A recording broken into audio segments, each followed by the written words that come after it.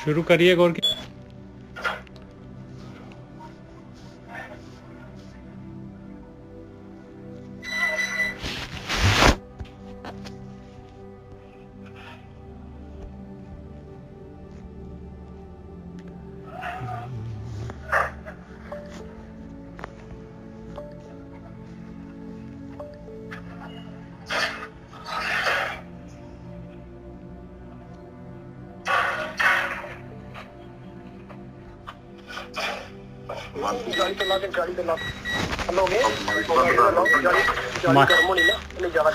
हाँ माइक बंद कर दो जी अपना।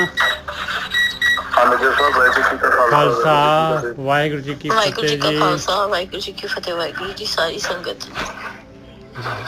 वाहिगुरू जी का खालसा वाहिगुरू जी की फतेह। वाहिगुरू जी का खालसा वाहिगुरू जी की फतेह जी हो। हाँ जी रेशम जी वाहिगुरू जी का खालसा वाहिगुरू जी की फतेह। अनिल साहब मेरी आवाज आ रही है थानू? हाँ जी बहुत वधिया आ रही है, बहुत वधिया आ रही है। वाहिगुरू जी का वाहिगुरू जी का खालसा वाहिगुरू जी की सारी संगत नू आई पवित्र करो ने लवाले साडा पछिया पे थोड़ा साइड पे करके लवाले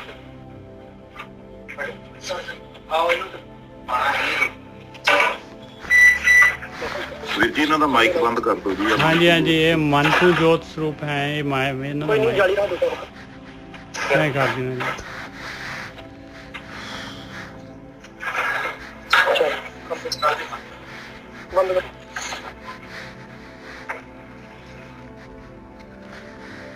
हो गया बंद शायद जी। हाँ जी बहुत रौला आਉਂਦਾ ਸੀ बहुत ना मतलब चलो। हाँ जी आज ਦੇ ਵਿਚਾਰ ਸ਼ੁਰੂ ਕਰੋ ਜੀ ਤੁਸੀਂ। हाँ जी वीर जी ਅੱਜ ਆਪਾਂ ਜਿਹੜੀ ਜਪ ਬਾਣੀ ਲੈ ਰਹੇ ਹਾਂ अंग 2 ਤੇ ਹੀ ਹੈ ਹਾਲੇ ਆਪਾਂ। ਉਹਨਾਂ ਨੇ ਫੇਰ ਖੋਲ ਲਿਆ ਜੀ। ओहो एक सेकंड जी।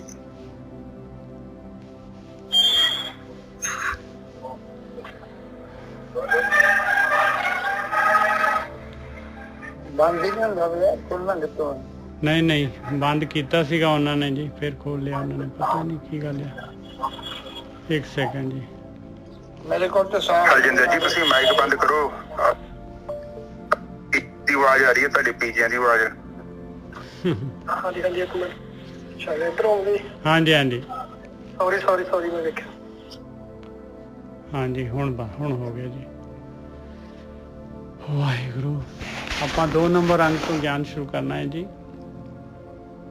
ਇਹ ਜਿਹੜੇ ਜਪ ਬਾਣੀ ਦੀ ਨੰਬਰਿੰਗ ਪਈ ਆ 8 ਨੰਬਰ, ਜਿੱਥੋਂ ਜਿਹੜਾ ਹੈਗਾ ਇਹ ਭਗਤੀ ਦਾ ਜਿਹੜਾ ਹੈਗਾ ਮਹਾਰਾਜ ਨੇ ਇਸ ਤੋਂ ਪਹਿਲਾਂ ਦੱਸਿਆ ਸੀਗਾ ਸਾਰਾ ਕੁਛ ਵੀ ਉਮਰ ਵੀ ਜਿੰਨੀ ਮਰਜ਼ੀ ਲੈ ਲੈ, 40 ਯੁਗਾਂ ਜਿੰਨੀ ਉਮਰ ਲੈ ਲੇਗਾ ਤੇ ਤੇਰਾ ਨਾਮੜਾ ਵਧੀਆ ਹੋ ਜੇ, ਦੁਨੀਆ ਤੇਰੇ ਮਗਰ ਲੱਗ ਜਾਏ, ਪਰ ਭਾਈ ਦੇਖ ਲਾ ਫਿਰ ਤੇਰਾ ਜਿਹੜਾ ਹੈ ਕੀੜਿਆਂ ਤੋਂ ਵੀ ਕੀੜੇ ਜਿਹੜੇ ਆ ਜੋ ਟ੍ਰੀਟਮੈਂਟ ਉਹਨਾਂ ਦਾ ਹੋਣਾ ਆ ਉਹੀ ਤੇਰਾ ਹੋਣਾ ਹੈ। ਫਿਰ ਉਸੇ ਲਾਈਨ ਦੇ ਵਿੱਚ ਉੱਥੇ ਹੀ ਤੇਰਾ ਨੰਬਰ ਲੱਗਣਾ ਹੈ।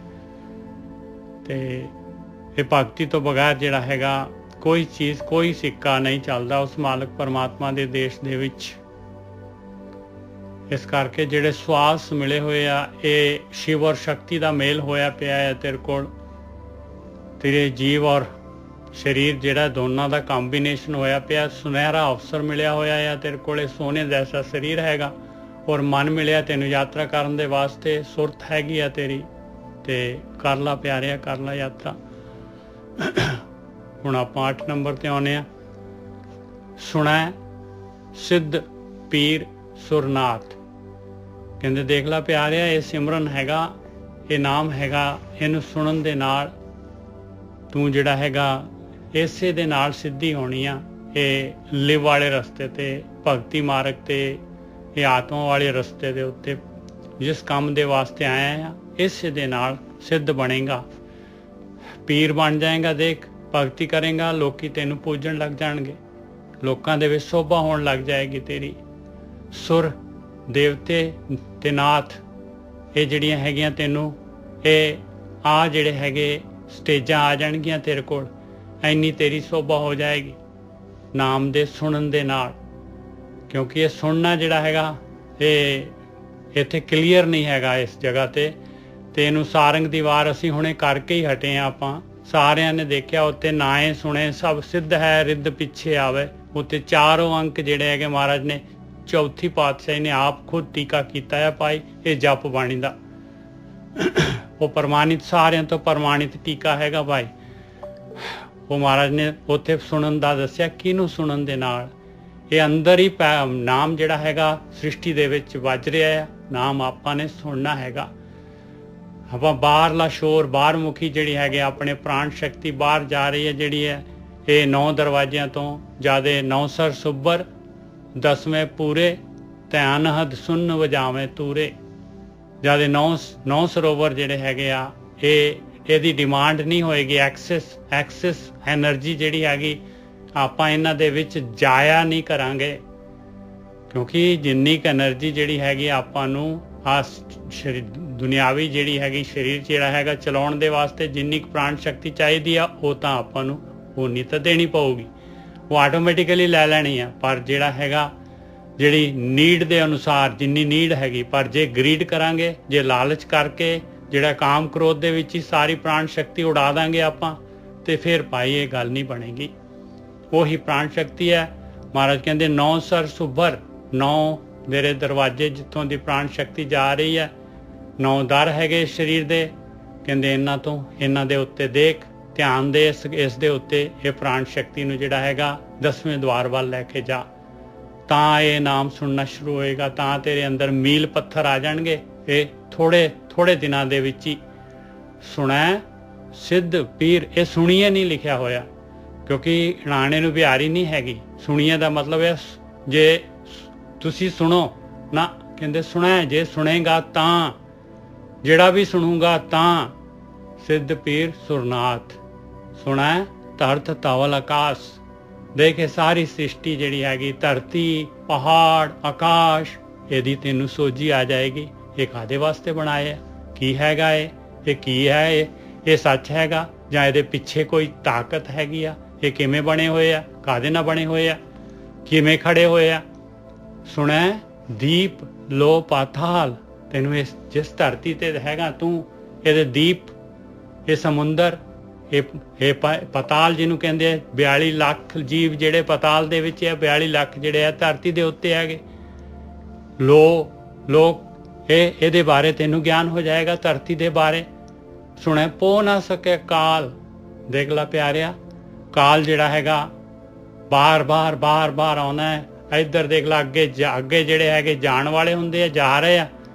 ਅੱਗੇ ਜਿਹੜਾ ਹੈਗਾ ਇਹ ਐਸੀ ਅੱਗ ਹੈਗੀ ਦਾਵਾ ਅਗਨ ਜਿਹੜੀ ਜੰਗਲ ਦੀ ਅੱਗ ਐਸੀ ਲੱਗੀ ਹੋਈ ਆ ਕਿ ਅੱਗੇ ਜਿਹੜਾ ਹੈਗਾ ਸਾਰੀ ਸੜੇ ਜਾ ਰਹੇ ਆ ਅੱਗੇ ਉਹ ਪਿੱਛੇ ਜਿਹੜੇ ਹੈਗੇ ਹਰੇ ਜਿਹੜੇ ਬੂਟੇ ਨਵੇਂ ਉੱਗੀ ਜਾ ਰਹੇ ਆ ਖੇਡ ਚਲੀ ਜਾ ਰਹੀ ਹੈ ਭਾਈ।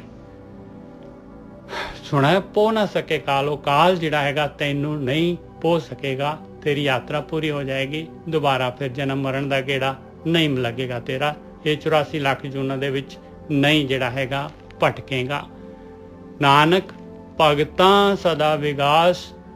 ਸੁਣਾ ਦੁੱਖ ਪਾਪ ਕਾ ਨਾਸ। ਕਹਿੰਦੇ ਭਗਤਾਂ ਨੂੰ ਜਿਹੜੇ ਭਗਤੀ ਕਰਦੇ ਆ ਉਹਨਾਂ ਨੂੰ ਹਮੇਸ਼ਾ ਹੀ ਖੇੜਾ ਹੁੰਦਾ ਹੈ।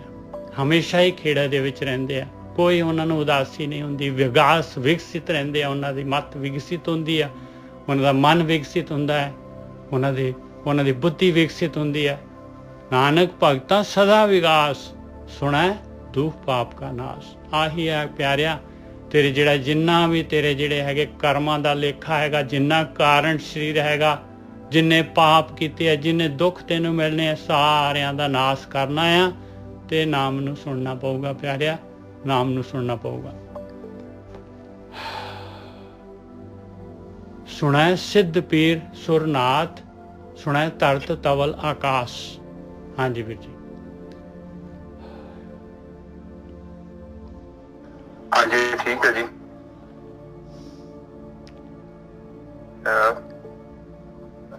ਸਭ ਤੋਂ ਪਹਿਲਾਂ ਤੇ ਸਾਧ ਸੰਗਤ ਜੀ ਮੇਰੀ ਆਵਾਜ਼ ਆ ਰਹੀ ਹੈ ਨਾ? ਹਾਂਜੀ ਆ ਰਹੀ ਹੈ ਜੀ, ਬਿਲਕੁਲ ਆ ਰਹੀ ਹੈ। ਲਿਖਾ ਮੇਰੀ ਆਵਾਜ਼ ਆ ਰਹੀ ਹੈ? ਆ ਰਹੀ ਹੈ ਜੀ ਗੋਰਖੀ ਸਾਹਿਬ, ਵਧੀਆ ਆ ਰਹੀ ਹੈ। ਠੀਕ ਹੈ। ਸਾਧ ਸੰਗਤ ਜੀ ਸਭ ਤੋਂ ਪਹਿਲਾਂ ਤੇ ਇਸ ਚੀਜ਼ ਨੂੰ ਸਮਝਣਾ ਬੜਾ ਜ਼ਰੂਰੀ ਆ ਕਿ ਜਿਹੜੀ ਮੰਜ਼ਿਲ ਹੈ ਨਾ ਉਹ ਸਾਡੇ ਇੰਨੇ ਕਰੀਬ ਆ, ਸਾਡੇ ਤੇ ਮੰਜ਼ਿਲ ਦੇ ਵਿੱਚ ਗੈਪ ਨਹੀਂ ਹੈਗਾ। ਆਪ ਜਸਟ ਇਹ ਸੋਚੋ,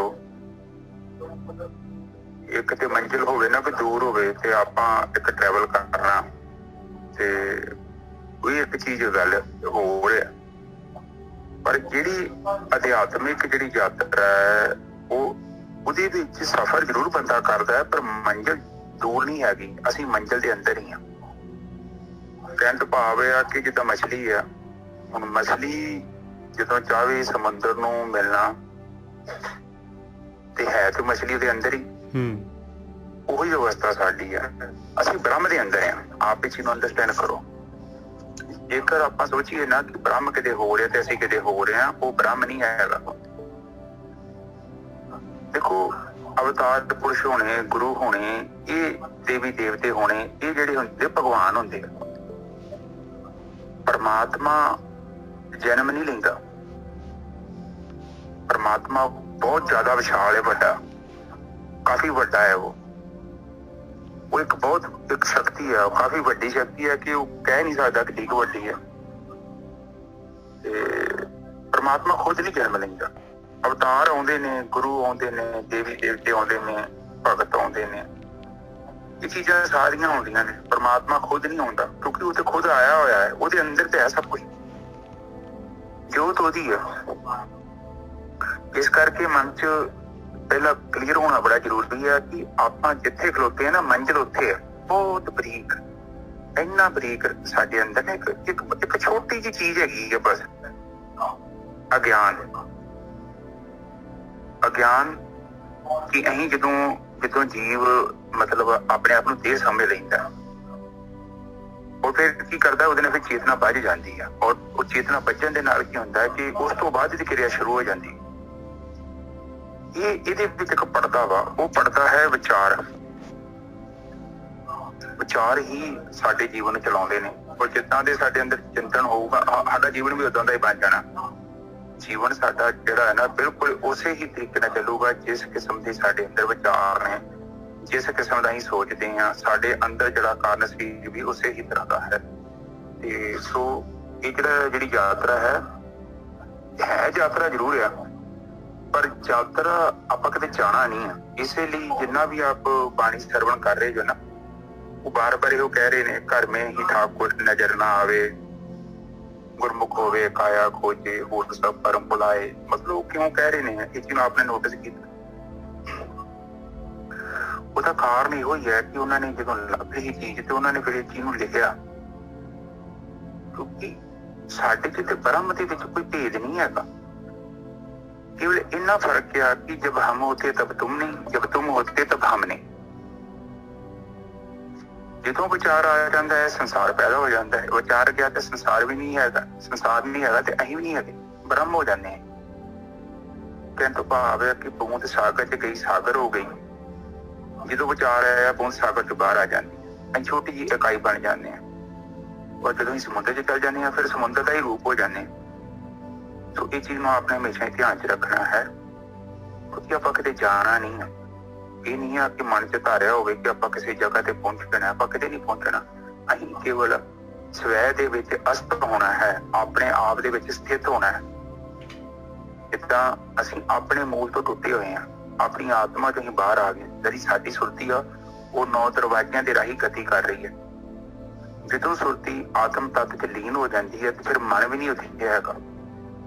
ਤੇ ਜਿੱਥੇ ਮਨ ਨਹੀਂ ਹੈਗਾ ਤੇ ਸਾਡਾ ਹੋਣਾ ਭਾਵ ਵੀ ਉੱਥੇ ਨਹੀਂ ਹੈਗਾ, ਉੱਥੇ ਇਕੱਲਾ ਬ੍ਰਹਮ ਰਹਿ ਜਾਂਦਾ। ਠੀਕ ਹੈ ਜੀ ਸਰ, ਅੱਜ ਦੇ ਵਿਚਾਰ ਸ਼ੁਰੂ ਕਰੋ। ਸੁਣੈ ਸਿੱਧ ਪੀਰ ਸੁਰਨਾਥ, ਸੁਣੈ ਧਰਤ ਧਵਲ ਆਕਾਸ਼।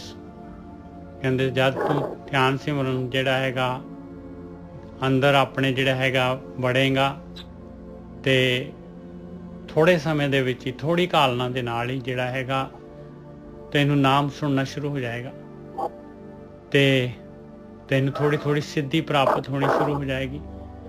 ਤੇਰੀ ਜਿਹੜੀ ਹੈਗੀ ਆ, ਜਿਹੜੀ ਨਾਮ ਦੇ ਸੁਣਨ ਦੇ ਨਾਲ ਜਦ ਇਨਸਾਨ ਨੂੰ ਜਿਹੜਾ ਸੁਣਨਾ ਮਤਲਬ ਜਿਹੜਾ ਸਿਮਰਨ, ਇਹ ਜਿਹੜਾ ਸ਼ੋਰ ਆ ਰਿਹਾ ਕਿਸੇ ਦਾ ਜੀ, 1 ਸੈਕਿੰਡ, ਇਹ ਪਤਾ ਨਹੀਂ ਕਿੰਨਾ ਦਾ ਹੈਗਾ ਜੀ।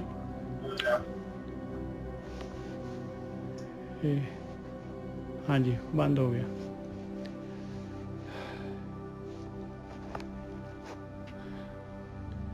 ਸਿੱਧ ਪੀਰ ਸੁਰਨਾਥ। ਸਿੱਧ ਜਿਹੜੀ ਹੈ ਸਿੱਧੀ ਪ੍ਰਾਪਤ ਹੋ ਜਾਂਦੀ ਹੈ, ਸਿੱਧਾਂ ਵਾਲੀ ਜਿਹੜੀ ਅਵਸਥਾ ਪ੍ਰਾਪਤ ਹੋ ਜਾਂਦੀ ਹੈ। ਪੀਰ ਜਿਹੜੀ ਹੈਗੀ, ਪੀਰ ਜਿਹੜਾ ਹੈਗਾ ਉਚਾਈ ਤੇ, ਲੋਕੀ ਜਿਹੜੀ ਹੈਗੇ ਆ ਮਗਰ ਲੱਗਣ ਲੱਗ ਜਾਂਦੇ ਆ। ਸੁਰਨਾਥ ਮਤਲਬ ਦੇਵਤਿਆਂ ਦਾ ਨਾਥ ਜਿਹੜੀ ਹੈਗੀ, ਨਾਥਾਂ ਦੀ ਪਦਵੀ ਜਿਹੜੀ ਹੈਗੀ, ਇਹ ਨਾਮ ਦੇ ਸੁਣਨ ਦੇ ਨਾਲ ਇਹ ਸਟੇਜਾਂ ਵੀ ਆ ਜਾਂਦੀਆਂ ਹੈ ਭਾਈ। ਨਾਮ ਦੇ ਸੁਣਨ ਦੇ ਨਾਲ ਹੀ ਆਉਂਦੀਆਂ ਹੈ ਇਹ ਸਾਰੀਆਂ। ਸੁਣੈ ਧਰਤ ਧਵਲ ਆਕਾਸ਼, ਧਰਤੀ ਦੀ, ਧਵਲ ਕਹਿੰਦੇ ਪਹਾੜਾਂ ਦੀ, ਆਕਾਸ਼ ਦੀ ਸੋਝੀ ਹੋ ਜਾਂਦੀ ਹੈ ਇਨਸਾਨ ਨੂੰ ਵੀ ਇਹ ਕਾਹਦੇ ਵਾਸਤੇ ਆ। ਇਹ ਮਾਲਕ ਪਰਮਾਤਮਾ ਨੇ ਕੀ ਇਹ ਖੇਡ ਕੀ ਬਣਾਈ ਹੋਈ ਹੈ ਪਰਮਾਤਮਾ ਨੇ। ਹਾਂਜੀ ਵੀਰ ਜੀ।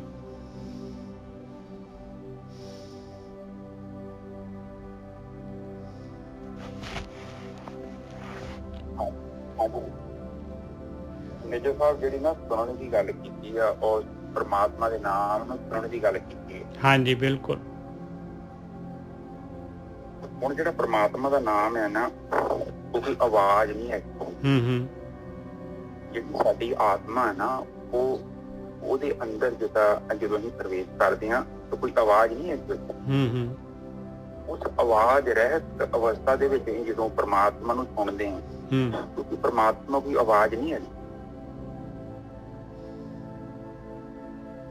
ਜਿੱਦਾਂ ਆਪਾਂ ਸਧਾਰਨ ਤੌਰ ਤੇ ਸੋਚੀਏ ਨਾ ਕਿ ਨਾਦ ਜਿਹੜਾ ਨਿਜਰ ਸਾਹਿਬ, ਨਾਦ ਜਿਹੜਾ ਪ੍ਰਗਟ ਹੁੰਦਾ ਨਾ, ਉਹ ਸਾਡੇ ਸਰੀਰ ਚ ਪੈਰ ਦਾ ਪ੍ਰਗਟ ਹੁੰਦਾ। ਤੇ ਜਿਹੜੀ ਸਾਡੀ ਆਤਮਾ ਹੈ ਨਾ, ਉਹ ਸੁਣ ਹੈ, ਉਹਦੇ ਵਿੱਚ ਕੋਈ ਆਵਾਜ਼ ਨਹੀਂ ਹੈਗੀ, ਉੱਥੇ ਕੋਈ ਮੂਵਮੈਂਟ ਨਹੀਂ ਹੈਗੀ। ਉੱਥੇ ਕੇਵਲ ਉਹ ਆਤਮਾ ਤੱਤ ਹੈ, ਉਸਨੂੰ ਹੀ ਸੁਣਨਾ ਪੈਣਾ। ਜਦ ਤੱਕ ਆਪਾਂ ਉਸ ਪੁਆਇੰਟ ਤੇ ਨਹੀਂ ਨਾ ਪਹੁੰਚਦੇ, ਕਿਉਂਕਿ ਸੁਣਨਾ ਵੀ ਤੇ ਨਿਜਰ ਸਾਹਿਬ ਕਿਸੇ ਹੱਦ ਤੱਕ ਸਾਡੀ ਜਿਹੜੀ ਕੰਨਾਂ ਦਾ ਵਿਸ਼ਾ ਹੈ। ਜਦੋਂ ਅਸੀਂ ਬਾਹਰੋਂ ਸੁਣਦੇ ਹਾਂ, ਨਹੀਂ ਮਨ ਵੀ ਤਾਂ ਸੁਣ ਸਕਦਾ ਨਾ ਗੁਰਕੀ ਸਾਹਿਬ। ਮਨ, ਹਾਂਜੀ ਮਨ ਜਿਹੜਾ ਹੈਗਾ, ਮਨ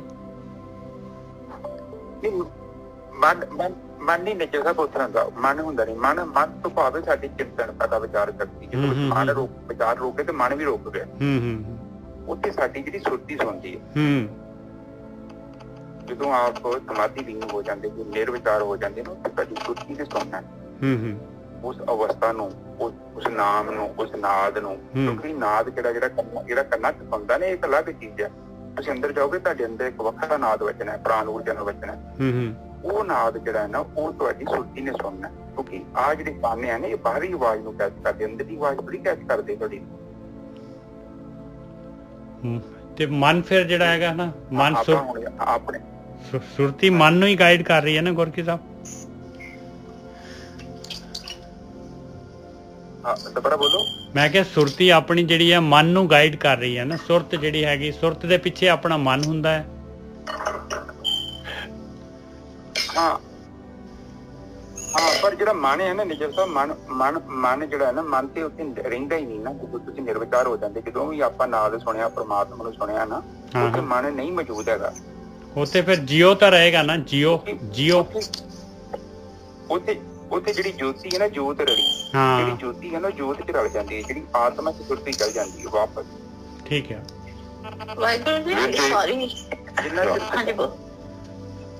ਮੇਰਾ ਵੀ ਇੱਕ ਕੁਐਸਚਨ ਆ ਜੀ। ਠੀਕ ਆ ਜੀ, ਇੱਕ ਆਵਾਜ਼ ਕੰਨਾਂ ਤੋਂ ਬਿਨਾਂ ਵੀ ਸੁਣਦੀ ਆ ਜਦੋਂ ਤੁਸੀਂ ਅੰਤਰ ਧਿਆਨ ਹੁੰਦੇ ਹੋ, ਉਹ ਕਿਹੜੀ ਆਵਾਜ਼ ਆ? ਜੇ ਕੰਨ ਨਾ ਵੀ ਹੋਣ ਤਾਂ ਵੀ ਸੁਣਦੀ ਆ, ਉਹ ਕਿਹੜੀ ਅਵਸਥਾ ਵਾ? ਉਹ ਜਿਹੜੀ ਆਵਾਜ਼ ਹੈ ਨਾ, ਤੁਹਾਨੂੰ ਦੱਸਣ ਤੇ ਰਿਹਾ, ਉਹ ਤੁਹਾਡੇ ਅੰਦਰ ਦੀ ਪ੍ਰਾਣ ਸ਼ਕਤੀ ਦੀ ਆਵਾਜ਼ ਹੈ, ਉਹਨੂੰ ਸੁਰਤੀ ਸੁਣਦੀ ਹੈ। ਇਹ ਜਿਹੜੇ ਨਾਦ ਹੈ ਨਾ, ਜਿਹੜੇ ਬਾਹਰ, ਇਹਨੂੰ ਅਨਹਦ ਨਾਦ ਕਿਹਾ ਗਿਆ। ਜਿਹੜਾ ਆਵਾਜ਼ ਤੋਂ ਬਿਨਾਂ, ਇੱਕ ਤੇ ਨਾਦ ਹੈ ਨਾ, ਹੁਣ ਆਪਾਂ ਕੋਈ ਮਿਊਜ਼ਿਕ ਆਪਾਂ ਉੱਤੇ ਆਪਾਂ ਸੱਟ ਮਾਰਦੇ, ਉਸ ਤੋਂ ਬਾਅਦ ਹੀ ਤੇ ਆਵਾਜ਼ ਪ੍ਰੋਡਿਊਸ ਹੁੰਦੀ ਹੈ ਨਾ। ਜਿਹੜਾ ਅਨਹਦ ਨਾਦ ਆ, ਉਹਦੀ ਆਵਾਜ਼ ਜਿਹੜੀ ਉਹਨੂੰ ਸੁਰਤੀ ਨੇ ਸੁਣਨੀ ਹੈ ਤੁਹਾਡੀ। ਹਾਂਜੀ ਬਿਲਕੁਲ ਸਹੀ। ਉਹ ਜੀ ਤੁਸੀਂ ਠੀਕ ਕਹਿ ਰਹੇ ਹੋ, ਤੁਸੀਂ ਠੀਕ ਕਹਿ ਰਹੇ ਹੋ ਬਈ ਨਾ ਤਾਂ ਉੱਥੇ ਕੰਨ ਸੁਣਦੇ ਨੇ, ਕਿਉਂਕਿ ਕੰਨਾਂ ਦਾ ਵਿਸ਼ਾ ਨਹੀਂ, ਨਾ ਉਹਨੂੰ ਕੋਈ ਪ੍ਰੋਡਿਊਸ ਕਰਨ ਵਾਲੀਆਂ ਦੋ ਚੀਜ਼ਾਂ ਨੇ, ਜਿਵੇਂ ਆਪਾਂ ਢੋਲਕੀ ਵਜਾਉਂਦੇ ਹਾਂ, ਜਾਂ ਉਹ ਬਿਨਾਂ ਪ੍ਰੋਡਿਊਸ ਕੀਤੇ ਆਵਾਜ਼ ਜਿਹੜੀ ਆ, ਉਹਦੀ ਗੱਲ ਉਹਦੇ ਬਾਰੇ ਪੁੱਛ ਰਹੇ ਹਾਂ ਜੀ। ਹਾਂਜੀ, ਉਹ ਵੀ ਜਿਹੜੀ ਉਹਦੀ ਆਵਾਜ਼ ਹੈ ਨਾ, ਵੈਸੇ ਜਿਹੜੀ ਅੰਦਰ ਆਉਂਦੀ ਆ, ਅਸਲ ਦੇ ਵਿੱਚ ਜਦੋਂ ਤੁਹਾਡੀ ਸੁਰਤੀ ਬਿਲਕੁਲ ਇਕਾਗਰ ਹੋ ਜਾਂਦੀ ਨਾ, ਆਪਣੇ ਆਪ ਚ ਲੀਨ ਹੋ ਜਾਂਦੀ ਆ, ਤੇ ਉਹ ਬਹੁਤ ਸੂਖਮ ਹੋ ਜਾਂਦੀ ਹੈ। ਵੈਸੇ ਵੀ ਜਦੋਂ ਤੁਸੀਂ ਪ੍ਰਮਾਤਮਾ 'ਚ ਪ੍ਰਵੇਸ਼ ਕਰਦੇ ਜੋ ਨਾ ਤੇ ਤੁਹਾਡਾ ਸਰੀਰਕ ਭਾਵ ਨਹੀਂ ਰਹਿੰਦਾ ਉੱਥੇ। ਤੁਸੀਂ ਇੱਕਦਮ ਆਪਣੇ ਆਪ 'ਚ ਚੇਤਨਾ 'ਚ ਆ ਜਾਂਦੇ ਜੋ। ਤੁਹਾਡੇ ਸਰੀਰ ਦੀ ਚੇਤਨਾ ਨਾ ਵੇਖੋਗੇ ਨਾ, ਝਟਕਾ ਜਿਹਾ ਵੱਜੂਗਾ, ਤੁਹਾਡੀ ਸਾਰੀ ਚੇਤਨਾ ਇਕੱਠੀ ਹੋ ਜਾਂਦੀ ਉੱਤੇ। ਸਰੀਰ ਦੇ ਨਾਲੋਂ ਤੁਹਾਡਾ ਕਨੈਕਸ਼ਨ ਟੁੱਟ ਜਾਂਦਾ ਉਦੋਂ। ਸੁਣ ਤਾਂ ਫਿਰ ਚੇਤਨਾ ਹੀ ਰਹੀ ਹੈ ਨਾ। ਅਨੁਭਵ ਕਰਦੇ ਜੋ ਉੱਥੇ ਸਰੀਰ ਨਹੀਂ ਹੈਗਾ। ਨਹੀਂ, ਸੁਣਦੀ ਤਾਂ ਚੇਤਨਾ ਹੀ ਹੈਗੀ ਗੁਰਕੀ ਸਾਹਿਬ। ਉਹਨੂੰ ਕੋਈ ਵਜਾ ਤਾਂ ਰਿਹਾ ਨਹੀਂ, ਆਟੋਮੈਟਿਕਲੀ ਆਪਣੇ ਆਪ ਹੀ ਸੁਣ ਰਹੀ ਹੈ। ਉਹ ਧੁਨ ਜਿਹੜੀ ਹੈਗੀ ਲਗਾਤਾਰ ਬੰਦ ਹੀ ਨਹੀਂ ਹੋ ਰਹੀ। ਉਹ ਤਾਂ ਉਹਦੀ ਧੁਨ ਹੈ ਨਾ, ਉਹ ਧੁਨ ਵੀ ਇੱਕ ਸਮਾਂ ਆਊਗਾ ਧੁਨ ਨੇ ਵੀ ਬੰਦ ਹੋ ਜਾਣਾ। ਨਿਜਰ ਸਾਹਿਬ, ਧੁਨ ਤੋਂ ਵੀ ਅੱਗੇ ਜਾਣਾ ਪੈਣਾ। ਪਰਮਾਤਮਾ ਕੋਈ ਸਾਊਂਡ ਨਹੀਂ ਹੈਗਾ, ਮੈਂ ਤੁਹਾਨੂੰ ਦੱਸਣਾ ਚਾਹੁੰਦਾ। ਨਥਿੰਗਨੈਸ ਹੈਗਾ ਉਹ ਆਤਮਾ। ਠੀਕ ਹੈ। ਕਈਆਂ ਤੇ ਕਿਹਾ ਰੂਪ ਨਾ ਰੰਗ ਨਾ ਰੇਖ, ਉਹ ਤਿੰਨਾਂ ਤੋਂ ਵੀ ਅੱਗੇ ਹੈ। ਸਾਊਂਡ ਤੋਂ ਵੀ ਅੱਗੇ ਹੈ। ਸਾਊਂਡ ਨਹੀਂ ਕ੍ਰੀਏਟ ਕਰ ਰਿਹਾ ਪਰਮਾਤਮਾ, ਸਾਊਂਡਲੈਸ ਹੈ ਉਹ। ਸਾਊਂਡ ਵੀ ਜਿਹੜਾ ਹੈ ਨਾ, ਜਿੰਨਾ ਵੀ ਤੁਹਾਨੂੰ ਅਨੁਭਵ ਹੋ ਰਿਹਾ ਨਾ, ਜਦ ਤੱਕ ਤੁਸੀਂ ਕਿਸੇ ਨੂੰ ਅਨੁਭਵ ਕਰ ਰਹੇ ਹੋ ਨਾ, ਤੁਸੀਂ ਜੇ ਬ੍ਰਹਮਲੀਨ ਨਹੀਂ ਹੋਏ। ਜਦੋਂ ਤੁਹਾਡਾ ਅਨੁਭਵ ਖਤਮ ਹੋ ਗਿਆ, ਸਭ ਕੁਝ ਸ਼ਾਂਤ ਹੋ ਗਿਆ, ਉਦੋਂ ਤੁਸੀਂ ਬ੍ਰਹਮਲੀਨ ਹੋਏ। ਕਿਉਂਕਿ ਤੁਸੀਂ ਅਨੁਭਵ ਕਰ ਰਹੇ ਹੋ। ਕਿਹਦਾ ਕਰ ਰਹੇ ਹੋ? ਕਿਸੇ ਚੀਜ਼ ਦਾ ਹੀ ਕਰ ਰਹੇ ਹੋ। ਇਹਦਾ ਮਤਲਬ ਸੁਣਨ ਵਾਲਾ ਮੌਜੂਦ ਹੈ। ਆਵਾਜ਼ ਦੋ ਚੀਜ਼ਾਂ ਹੀ ਹੋਈਆਂ। ਬਿਲਕੁਲ ਤੁਸੀਂ ਅਨੁਭਵ ਕਰ ਰਹੇ ਹੋ। ਹਾਂ, ਬਿਲਕੁਲ ਦੋ ਹੈਗੀਆਂ। ਦੋ ਸੁਣਨ ਵਾਲਾ ਵੀ ਹੈਗਾ ਤੇ ਜਿਹੜੇ ਸੁਣ ਰਹੇ ਉਹ ਵੀ ਹੈਗਾ, ਦੋਨੋਂ ਹੈਗੀ। ਹਾਂ, ਦੇਖੋ ਰਾਮ ਕਬੀਰਾ ਏਕ ਭਏ ਤੇ ਕੋਈ ਨਾ ਸਕੇ ਪਛਾਣੀ, ਉੱਥੇ ਦੋ ਨਹੀਂ ਹੈਗੇ। ਠੀਕ ਹੈ ਜੀ। ਇੱਥੋਂ ਤੱਕ ਤੁਸੀਂ ਸੁਣ ਰਹੇ ਜੋ, ਸਮਝ ਲਓ ਕਿ ਰਾਜ ਜੀ। ਬਸ ਇਹ ਚੀਜ਼ ਨੂੰ ਆਪ ਮਨ 'ਚ ਰੱਖਣਾ। ਠੀਕ ਹੈ ਜੀ। ਸੁਣੈ ਸਿੱਧ ਪੀਰ ਸੁਰਨਾਥ, ਸੁਣੈ ਧਰਤ ਧਵਲ ਆਕਾਸ਼। ਹਾਂਜੀ, ਇਹਦੇ ਚ ਹੁਣ ਜਿਹੜੇ ਹੈਗੇ ਸਿੱਧ ਪੀਰ ਸੁਰਨਾਥ, ਸੁਣਿਆ ਸਿੱਧ ਪੀਰ ਦੀ ਗੱਲ ਕਰਦੇ ਜਦੋਂ। ਹਾਂਜੀ, ਇਹ ਫਿਰ ਕੋਲਤਾ ਜੀ ਮਨ ਤੋਂ ਜੋਤ ਸਰੂਪ ਵਾਲਿਆਂ ਨੇ। ਹਾਂਜੀ, ਮੈਂ ਥੋੜਾ ਜਿਹਾ ਰੁਕਣਾ ਸੀ। ਹਾਂਜੀ ਹਾਂਜੀ। ਤੇ ਸਤਿਗੁਰੂ ਮਹਾਰਾਜ ਜੀ ਸੁਣਿਆ, ਇਹ ਨਹੀਂ ਕਹਿ ਰਹੇ ਕਿ ਤੁਸੀਂ ਸੁਣ ਕੇ ਪਦਵੀਆਂ ਪ੍ਰਾਪਤ ਕਰੋ। ਉਹ ਜਿੰਨਾਂ ਦੀ ਇੱਛਾ ਹੈ ਉਹਨਾਂ ਦੇ ਅੱਗੇ ਮਾਰੇ ਰੱਖਦੇ ਆ ਪਹਿਲੋਂ ਵਾਲੀ ਅਵਸਥਾ ਵਿੱਚ। ਹਾਂ, ਇਹ ਆ ਜਾਣਗੀਆਂ ਨਾ, ਇਹ ਸਟੇਜਾਂ ਆ ਜਾਂਦੀਆਂ ਆ, ਸਟੇਜਾਂ ਹੀ ਆ।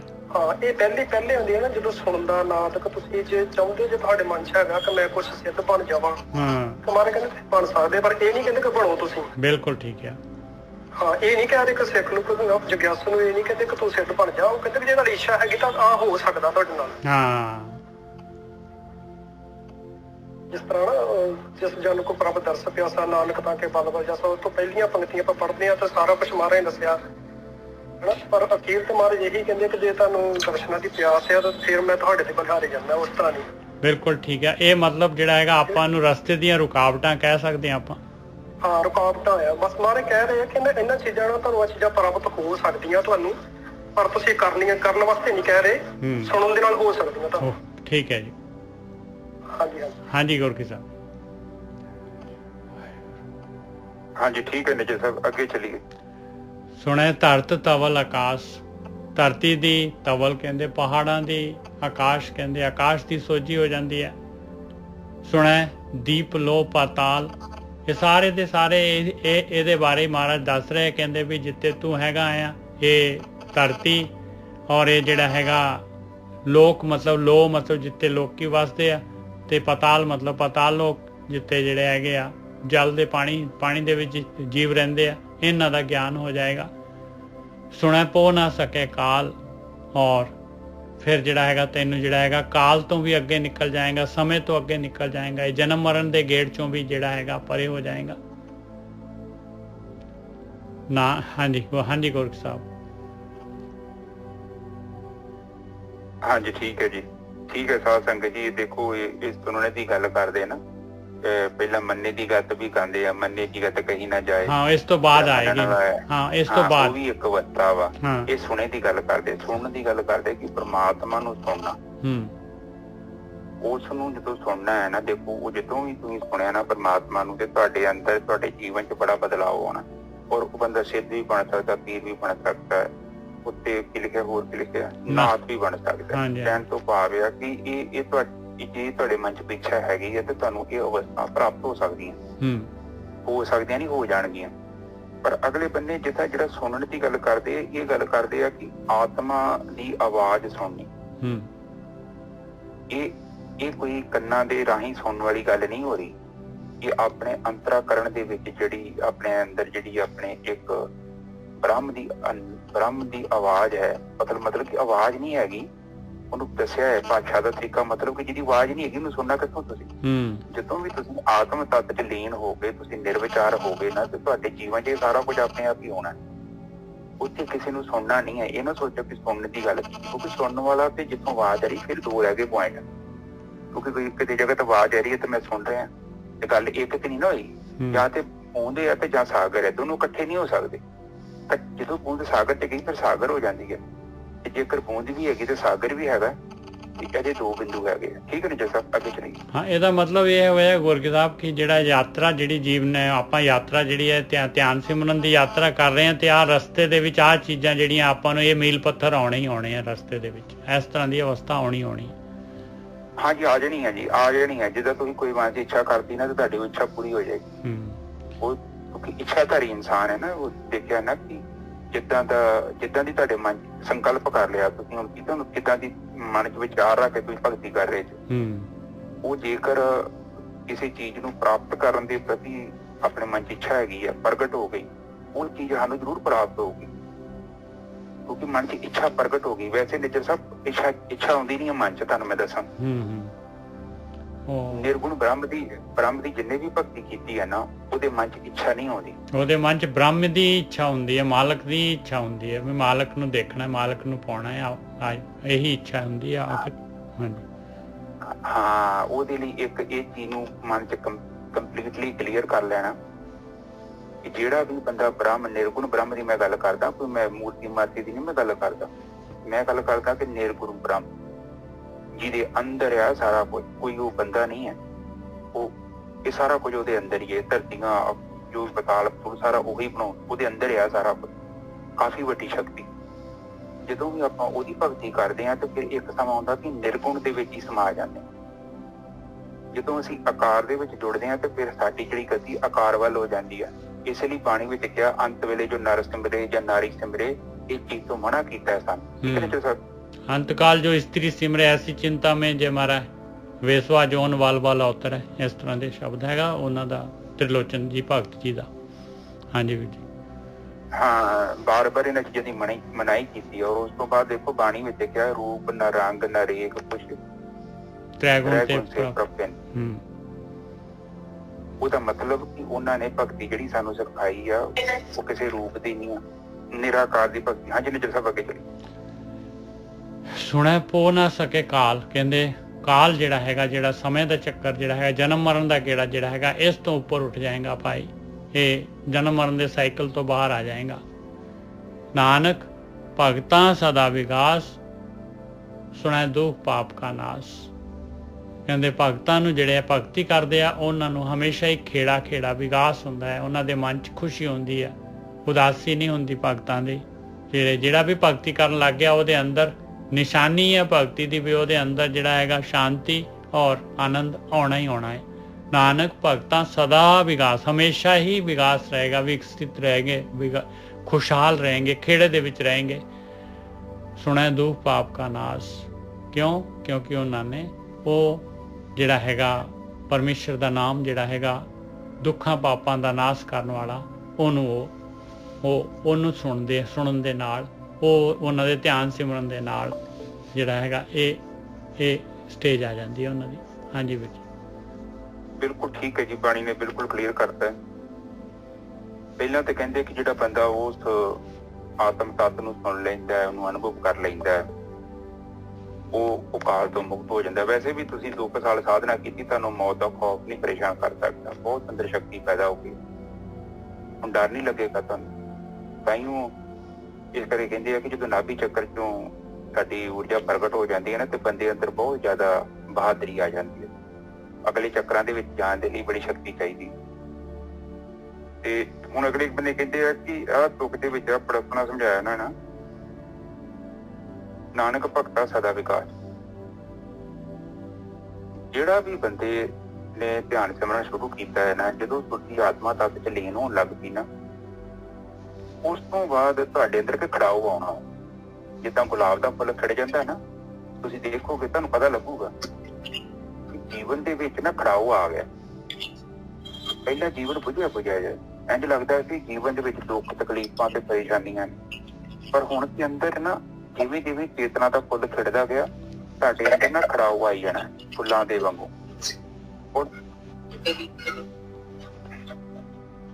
ਇਹ ਪਰਮਜੀਤ ਕੌਰ ਹੈ ਜੀ, ਇਹਨਾਂ ਦਾ ਕੁੱਲ ਹੈ। ਇੱਕ ਸੈਕਿੰਡ। ਹਾਂਜੀ ਸੰਗਤ ਜੀ ਧਿਆਨ ਦਿਆ ਕਰੋ, ਕੇਵਲ ਆਪਣੀ ਨਾ ਸਕਰੀਨ ਤੇ ਉਂਗਲਾਂ ਨਾ ਮਾਰਿਆ ਕਰੋ। ਹਰ ਦਿਨ ਮਾਈਕ ਔਨ ਕਿਉਂ ਕਰਦੇ ਤੁਸੀਂ? ਮੈਂ ਕਰਤਾ ਜੀ ਬੰਦ।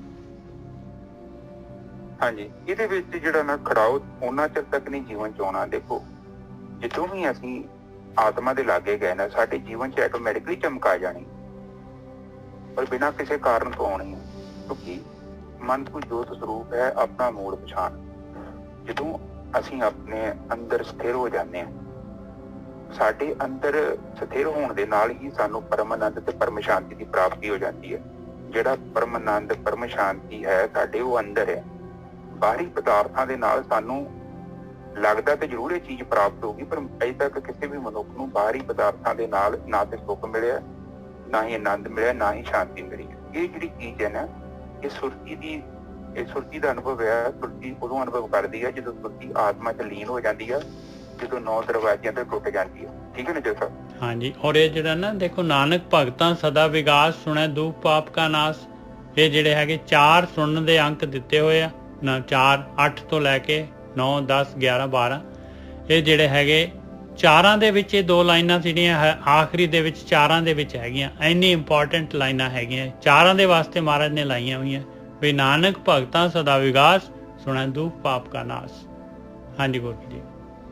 ਹਾਂ ਬਿਲਕੁਲ ਠੀਕ ਹੈ ਜੀ। ਉਹ ਚ ਮੇਨ ਨੁਕਤਾ ਹੈ ਜੀ ਨਿਜਰ ਸਾਹਿਬ, ਇੱਕ ਤੇ ਕਾਲ ਦਾ ਭਾਵ ਨਹੀਂ ਰਹਿੰਦਾ ਬੰਦੇ। ਜਿਹੜਾ ਵੀ ਜੀਵ ਤੁਸੀਂ ਜਿਹੜੀ ਵੀ ਭਗਤੀ ਕਰਦੇ ਜੋ ਨਾ, ਜੇਕਰ ਆਪ ਜੀ ਦੀ ਸਾਧਨਾ ਸਹੀ ਹੈ ਨਾ, ਉਹਦੀ ਨਿਸ਼ਾਨੀ ਇੱਕ ਸਭ ਤੋਂ ਵੱਡੀ ਹੈ, ਤੁਹਾਨੂੰ ਮੌਤ ਦਾ ਖੌਫ ਨਹੀਂ ਪਰੇਸ਼ਾਨ ਕਰਦਾ।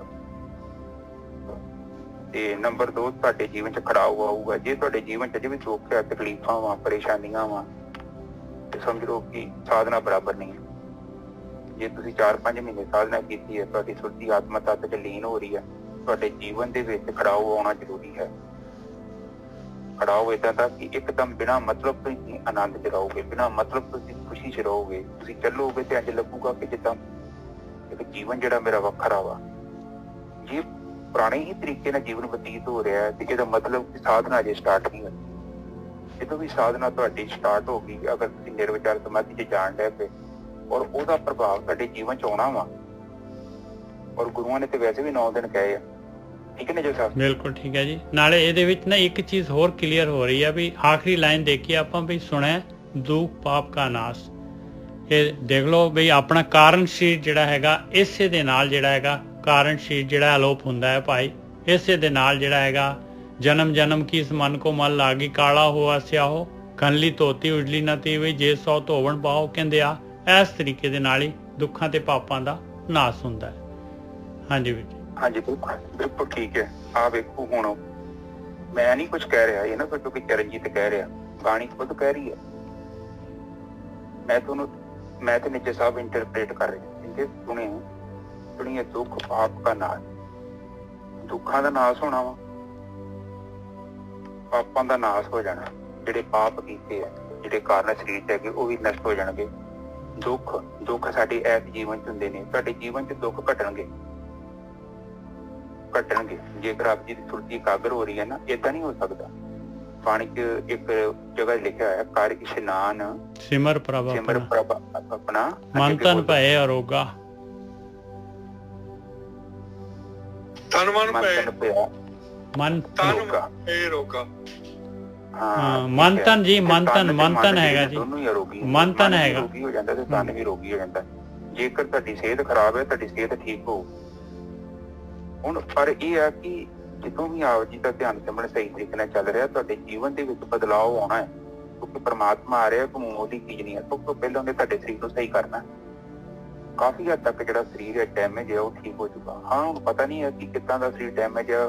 ਵੈਸੇ ਤੇ ਹਰ ਇੱਕ ਦੀ ਹੈਲਥ 'ਚ ਇੰਪਰੂਵਮੈਂਟ ਹੋਣੀ ਹੈ। ਤੇ ਇਹਦੇ ਵਿੱਚ ਤੁਸੀਂ ਵੇਖੋਗੇ ਤੁਹਾਡੇ ਮੋਢੇ, ਜੋੜ ਜਾਂ ਹਿਰਦੇ ਦੇ ਲਾਗੇ ਜਿੱਥੇ ਵੀ ਗਰਮੈਸ਼ ਵਧੀ, ਜਿੱਥੇ ਹੀਟ ਵੱਧ ਗਈ ਸਾਧਨਾ ਕਰਦਿਆਂ, ਵੇਖੋਗੇ ਨਾ ਤੁਹਾਡਾ ਉੱਥੇ ਗਰਮ ਹੋ ਜਾਣਾ ਏਰੀਆ ਨੇ। ਇਹਦਾ ਮਤਲਬ ਕਿ ਪ੍ਰਕਾਸ਼ ਜਿਹੜਾ ਪ੍ਰਾਣ ਊਰਜਾ ਨੂੰ ਠੀਕ ਕਰ ਰਿਹਾ। ਕਈ ਮਾਨਸਿਕ ਬਿਮਾਰੀਆਂ ਜਿਹੜੀਆਂ ਲੋਕਾਂ ਨੂੰ ਚਿੰਤਾ, ਪਰੇਸ਼ਾਨੀਆਂ, ਡਿਪਰੈਸ਼ਨ, ਇਹ ਸਾਰੀਆਂ ਚੀਜ਼ਾਂ ਤੋਂ ਮੁਕਤੀ ਮਿਲਦੀ। ਇਹ ਸਾਰੀ ਮਨ ਦੀਆਂ ਬਿਮਾਰੀਆਂ ਤੇ ਕਿਉਂਕਿ ਜਿਵੇਂ ਜਿਵੇਂ ਸੁਰਤੀ ਵਰਤਮਾਨ ਕਾਲ ਦੇ ਲਾਗੇ ਆਉਂਦੀ ਗਈ ਨਾ, ਤਿਵੇਂ ਤਿਵੇਂ ਜਿਹੜਾ ਮਨ ਹੈ ਸ਼ਾਂਤ ਹੁੰਦਾ ਜਾਣਾ। ਔਰ ਇੱਕ ਸਮਾਂ ਆਊਗਾ ਬਿਲਕੁਲ ਹੀ ਤੁਹਾਡੀ ਜਿਹੜੀ ਸੁਰਤੀ ਹੈ ਉਹ ਵਰਤਮਾਨ ਕਾਲ ਰੂਪੀ ਧਾਰਾ ਜੋ ਨਦੀ ਹੈ ਉਹਦੇ ਵਿੱਚ ਆ ਕੇ ਖਲੋ ਜਾਣੀ। ਹੁਣ ਜਿਹੜੀ ਸੁਰਤੀ ਅੱਗੇ ਪਿੱਛੇ ਨਹੀਂ ਜਾ ਰਹੀ, ਨਦੀ ਦੇ ਬਹਾਓ ਦੇ ਵਿੱਚ ਹੈ। ਔਰ ਜਿਵੇਂ ਜਿਵੇਂ ਸਾਡੀ ਬ੍ਰਹਮ ਇੱਕ ਨਦੀ ਹੈ, ਮੈਂ ਸੋਚਦਾ ਕਿ ਸਾਰਾ ਬ੍ਰਹਿਮੰਡ ਇੱਕ ਨਦੀ ਹੈ। ਜਦੋਂ ਅਸੀਂ ਆਪਣੀ ਮਰਜ਼ੀ ਨਾਲ ਆਪਣੇ ਜੀਵਨ ਨੂੰ ਅੱਗੇ ਪਿੱਛੇ ਕਰਦੇ ਹਾਂ ਨਾ, ਖਿੱਚਦੇ ਹਾਂ ਵਿਚਾਰਾਂ ਦੇ ਰਾਹੀਂ, ਉਦੋਂ ਹੀ ਫਿਰ ਐਂਗਜ਼ਾਇਟੀ, ਡਿਪਰੈਸ਼ਨ ਵਰਗੀਆਂ ਚੀਜ਼ਾਂ ਪੈਦਾ ਹੁੰਦੀਆਂ। ਪਰ ਜਦੋਂ ਅਸੀਂ ਫਲੋ ਦੇ ਨਾਲ ਜਾਂਦੇ ਹਾਂ ਤੇ ਫਿਰ ਸਾਡੇ ਜੀਵਨ 'ਚ ਕੋਈ ਪਰੇਸ਼ਾਨੀ ਨਹੀਂ। ਹਾਂ ਠੀਕ ਹੈ ਜੈਸਾ ਅੱਗੇ ਚੱਲੀਏ। ਅਗਲਾ ਅੰਕ ਆ ਗਿਆ, ਸੁਣੈ ਈਸ਼ਰ ਬਰਮਾ ਇੰਦ। ਇਹਨੂੰ ਮੈਂ ਪਹਿਲਾਂ ਪੂਰਾ ਪੜ੍ਹਦਾ ਹਾਂ। ਇਹਦੇ ਵਿੱਚੋਂ ਜਿਹੜੀ ਹੈਗੀ ਆਪਣੀ ਜਿਹੜੀ ਆਪਾਂ ਜੋ ਪਿੱਛੇ ਵਿਚਾਰ ਕੀਤੀ ਆ ਉਹਦੀ ਪ੍ਰੌੜਤਾ ਆਉਂਦੀ ਆ। ਸੁਣੈ ਮੁੱਖ ਸਲਾਹਣ ਮੰਦ, ਸੁਣੈ ਜੋਗ ਜੁਗਤ ਤਨ ਭੇਦ, ਸੁਣੈ ਸਾਸਤ ਸਿਮਰਤ ਵੇਦ। ਆ ਦੇਖੋ ਇੱਥੇ ਲਿਖਿਆ ਸੁਣੈ ਜੋਗ ਜੁਗਤ ਤਨ ਭੇਦ।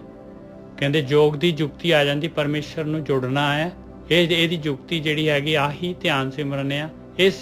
ਇਹਦੀ ਜੁਗਤੀ ਆ ਤੇ ਨਾਲੇ ਤਨ ਦੇ ਭੇਦ ਪਤਾ ਲੱਗ ਜਾਂਦੇ ਆਪਣੇ ਅੰਦਰ। ਸਰੀਰ ਦੇ ਵਿੱਚ ਜਿਹੜੀ ਹੈਗੀ ਇਹ ਜਿਹੜੀ ਬਰੀਕ ਜਿਹੜੀ ਚੀਜ਼ ਨਹੀਂ ਪਤਾ ਲੱਗਦੀ, ਜਿਹਦੇ ਬਾਰੇ ਜਿਹੜਾ ਹੈਗਾ ਇਹ ਹੀੜਾ ਪਿੰਗਲਾ ਸੁਖਮਨਾ, ਇਹ ਸਾਰੇ ਜਿਹੜੇ ਹੈਗੇ ਆ ਇਹ ਚੱਕਰ, ਔਰ ਸਾਰਾ ਸਰੀਰ ਦੇ ਬਾਰੇ ਵੀ ਸਰੀਰ ਕਿਸ ਤਰ੍ਹਾਂ ਹੈਗਾ, ਕਿਵੇਂ ਪ੍ਰਾਣ ਸ਼ਕਤੀ ਕਿੱਥੇ ਆ, ਕਿਵੇਂ ਜਿਹੜੀ ਆ ਇਹ ਦਸਮ ਦੁਆਰ ਖੋਲ੍ਹਣਾ, ਇਹ ਸਾਰੇ ਸਰੀਰ ਦੇ ਭੇਦ ਜਿਹੜੇ ਹੈਗੇ ਇਹ ਧਿਆਨ ਸਿਮਰਨ ਦੇ ਨਾਲ ਹੀ, ਪ੍ਰੈਕਟੀਕਲ ਕਰਨ ਦੇ ਨਾਲ ਹੀ ਪਤਾ ਲੱਗਦੇ ਆ। ਆਪਾਂ ਨੂੰ ਪ੍ਰੈਕਟੀਕਲ ਹੋ ਜਾਂਦੇ ਆ। ਇਹ ਪਹਿਲਾਂ ਥਿਓਰੀ ਹੈਗੀ ਆ, ਉਹਨੂੰ ਪ੍ਰੈਕਟੀਕਲ ਕਰ ਸਕਦੇ ਆ ਭਾਈ। ਇਸ ਨਾਮ ਦਾ ਸੁਣਨਾ ਜਿਹੜਾ ਹੈਗਾ ਆਹੀ ਹੈਗਾ ਪ੍ਰੈਕਟੀਕਲ ਕਰਨਾ।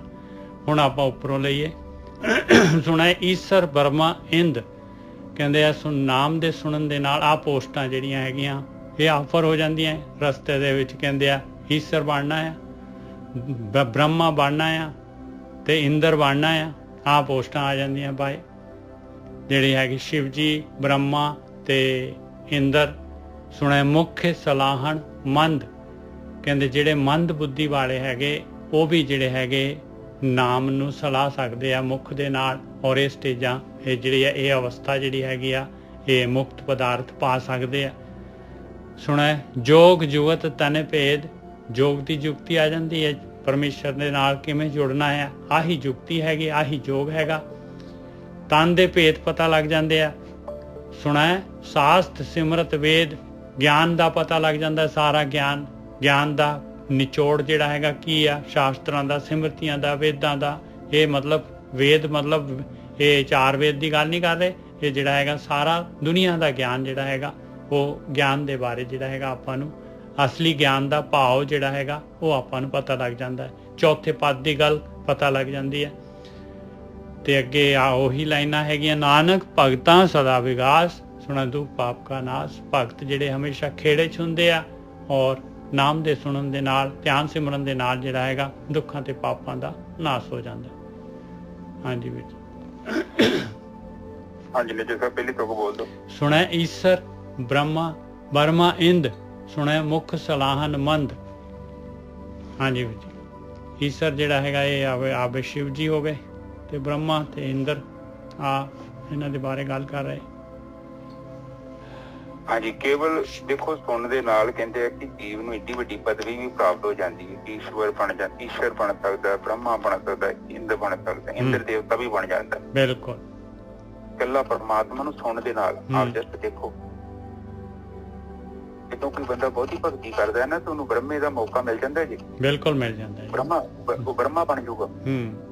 ਪਰ ਬ੍ਰਹਮਾ ਵੀ ਇੱਕ ਜੂਨੀ ਹੈ। ਬਿਲਕੁਲ, ਉਹ ਬ੍ਰਹਮ ਨਹੀਂ ਹੋਇਆ। ਬ੍ਰਹਮ ਉਹਨੇ ਕੋਈ ਮੰਗੀ ਉਹਦੇ ਮਨ ਚ ਹੋਈ ਹੈ ਕਿ ਮੈਂ ਪ੍ਰਕਿਰਤੀ ਬਣਾਉਣੀ ਹੈ, ਫਿਰ ਇੱਕ ਬ੍ਰਹਮਾ ਬਣ ਜਾਊਗਾ ਕੇਵਲ ਪਰਮਾਤਮਾ ਨੂੰ ਸੁਣਨ ਦੇ ਨਾਲ। ਬ੍ਰਹਮਾ ਤਾਂ ਵੀਰ ਜੀ ਜਿਹੜੇ ਕਿੰਨੇ ਬ੍ਰਹਮੇ ਹੈਗੇ ਜਿਹੜੇ ਬਣ ਕੇ ਪੋਸਟਾਂ ਖਾਲੀ ਕਰਕੇ ਵੀ ਚਲੇ ਗਏ। ਕੇਤੇ ਬ੍ਰਹਮੇ ਜਗ ਸਾਜਣ ਲਾਏ। ਇਹ ਤਾਂ ਉਹੀ ਬ੍ਰਹਮਾ ਥੋੜੀ ਨਾ ਹੈਗਾ। ਕਦੋਂ ਦਾ ਜਿਹੜਾ ਮੁਕਤ ਹੋ ਗਿਆ ਵਿਚਾਰਾ। ਹਾਂ, ਇਹ ਜਿਹੜੇ ਬ੍ਰਹਮੇ ਆ, ਬ੍ਰਹਮੇ ਦੀ ਉਮਰ ਹੁੰਦੀ ਆ। ਇਸੇ ਤਰ੍ਹਾਂ ਜਿਹੜਾ ਬ੍ਰਹਮਾ, ਵਿਸ਼ਨੂੰ, ਮਹੇਸ਼, ਇਹ ਵੀ ਏਦਾਂ ਹੀ ਜੀਵ ਵੀ ਬਣ ਜਾਂਦਾ ਹੈ ਬਿਲਕੁਲ ਭਗਤੀ ਕਰਕੇ। ਪਰ ਉਹ ਭਗਤੀ ਉਹਨਾਂ ਨੇ ਉਸੇ ਚੀਜ਼ ਦੀ ਇੱਛਾ ਧਾਰੀ ਆ, ਤਾਂ ਜਿਹੜੀ ਵੀ ਆਪਾਂ ਇੱਛਾ ਧਾਰੀ ਆ ਉਹ ਚੀਜ਼ ਪੂਰੀ ਹੋ ਜਾਣੀ ਹੈ। ਔਰ ਉਸ ਲਈ ਆਪਣੀ ਉਹ ਭਗਤੀ ਨਾਲ ਇਸ ਤਰੀਕੇ ਨਾਲ ਕੀਤੀ ਹੈ, ਮੈਂ ਬ੍ਰਹਮਾ ਬਣਨਾ ਚਾਹੁੰਦਾ, ਉਹ ਤੋਂ ਬ੍ਰਹਮਾ ਬਣ ਜਾਂਦਾ। ਪਰ ਮੈਂ ਕਹਿੰਦਾ ਕਿ ਨਿੱਜਰ ਸਾਹਿਬ ਜਿਹੜੀ ਆਪਾਂ ਜੋ ਬਾਣੀ ਇਹ ਸਮਝਾ ਰਹੀ ਆ ਕਿ ਇਹ ਚੀਜ਼ਾਂ ਦੀ ਪ੍ਰਾਪਤੀ ਹੋਣੀ ਹੈ ਤੈਨੂੰ। ਬਿਲਕੁਲ, ਇਹ ਰਸਤੇ 'ਚ ਆਉਣੀਆਂ ਆ ਰੁਕਾਵਟਾਂ। ਹਾਂਜੀ, ਰੁਕਾਵਟਾਂ ਆਉਣੀਆਂ ਰਸਤੇ 'ਚ। ਬਿਲਕੁਲ ਸਹੀ ਗੱਲ ਆ। ਇਹ ਸ਼ਕਤੀਆਂ ਆ ਜਾਣੀਆਂ, ਇਹ ਸ਼ਕਤੀਆਂ, ਇਹਨਾਂ ਨੂੰ ਕਈ ਯੂਜ਼ ਕਰਨ ਲੱਗ ਜਾਂਦੇ ਆ। ਕਈ ਜਿਹੜੇ ਸ਼ਕਤੀਆਂ ਦੇ ਨਾਲ ਲੋਕਾਂ ਨੂੰ ਡਰਾਉਣ ਲੱਗ ਜਾਂਦੇ ਆ, ਆਪਣੇ ਆਕਾਰ ਨੂੰ ਛੋਟਾ ਕਰ ਲੈਂਦੇ ਆ। ਕਈ ਜਿਹੜੇ ਹੈਗੇ ਵਰਦਾਨ ਦੇਣ ਲੱਗ ਜਾਂਦੇ ਆ, ਕਈ ਬਾਬੇ ਬਣ ਜਾਂਦੇ ਆ, ਮਿਸਯੂਜ਼ ਕਰਦੇ ਆ। ਹਾਂਜੀ ਵੀਰ ਜੀ।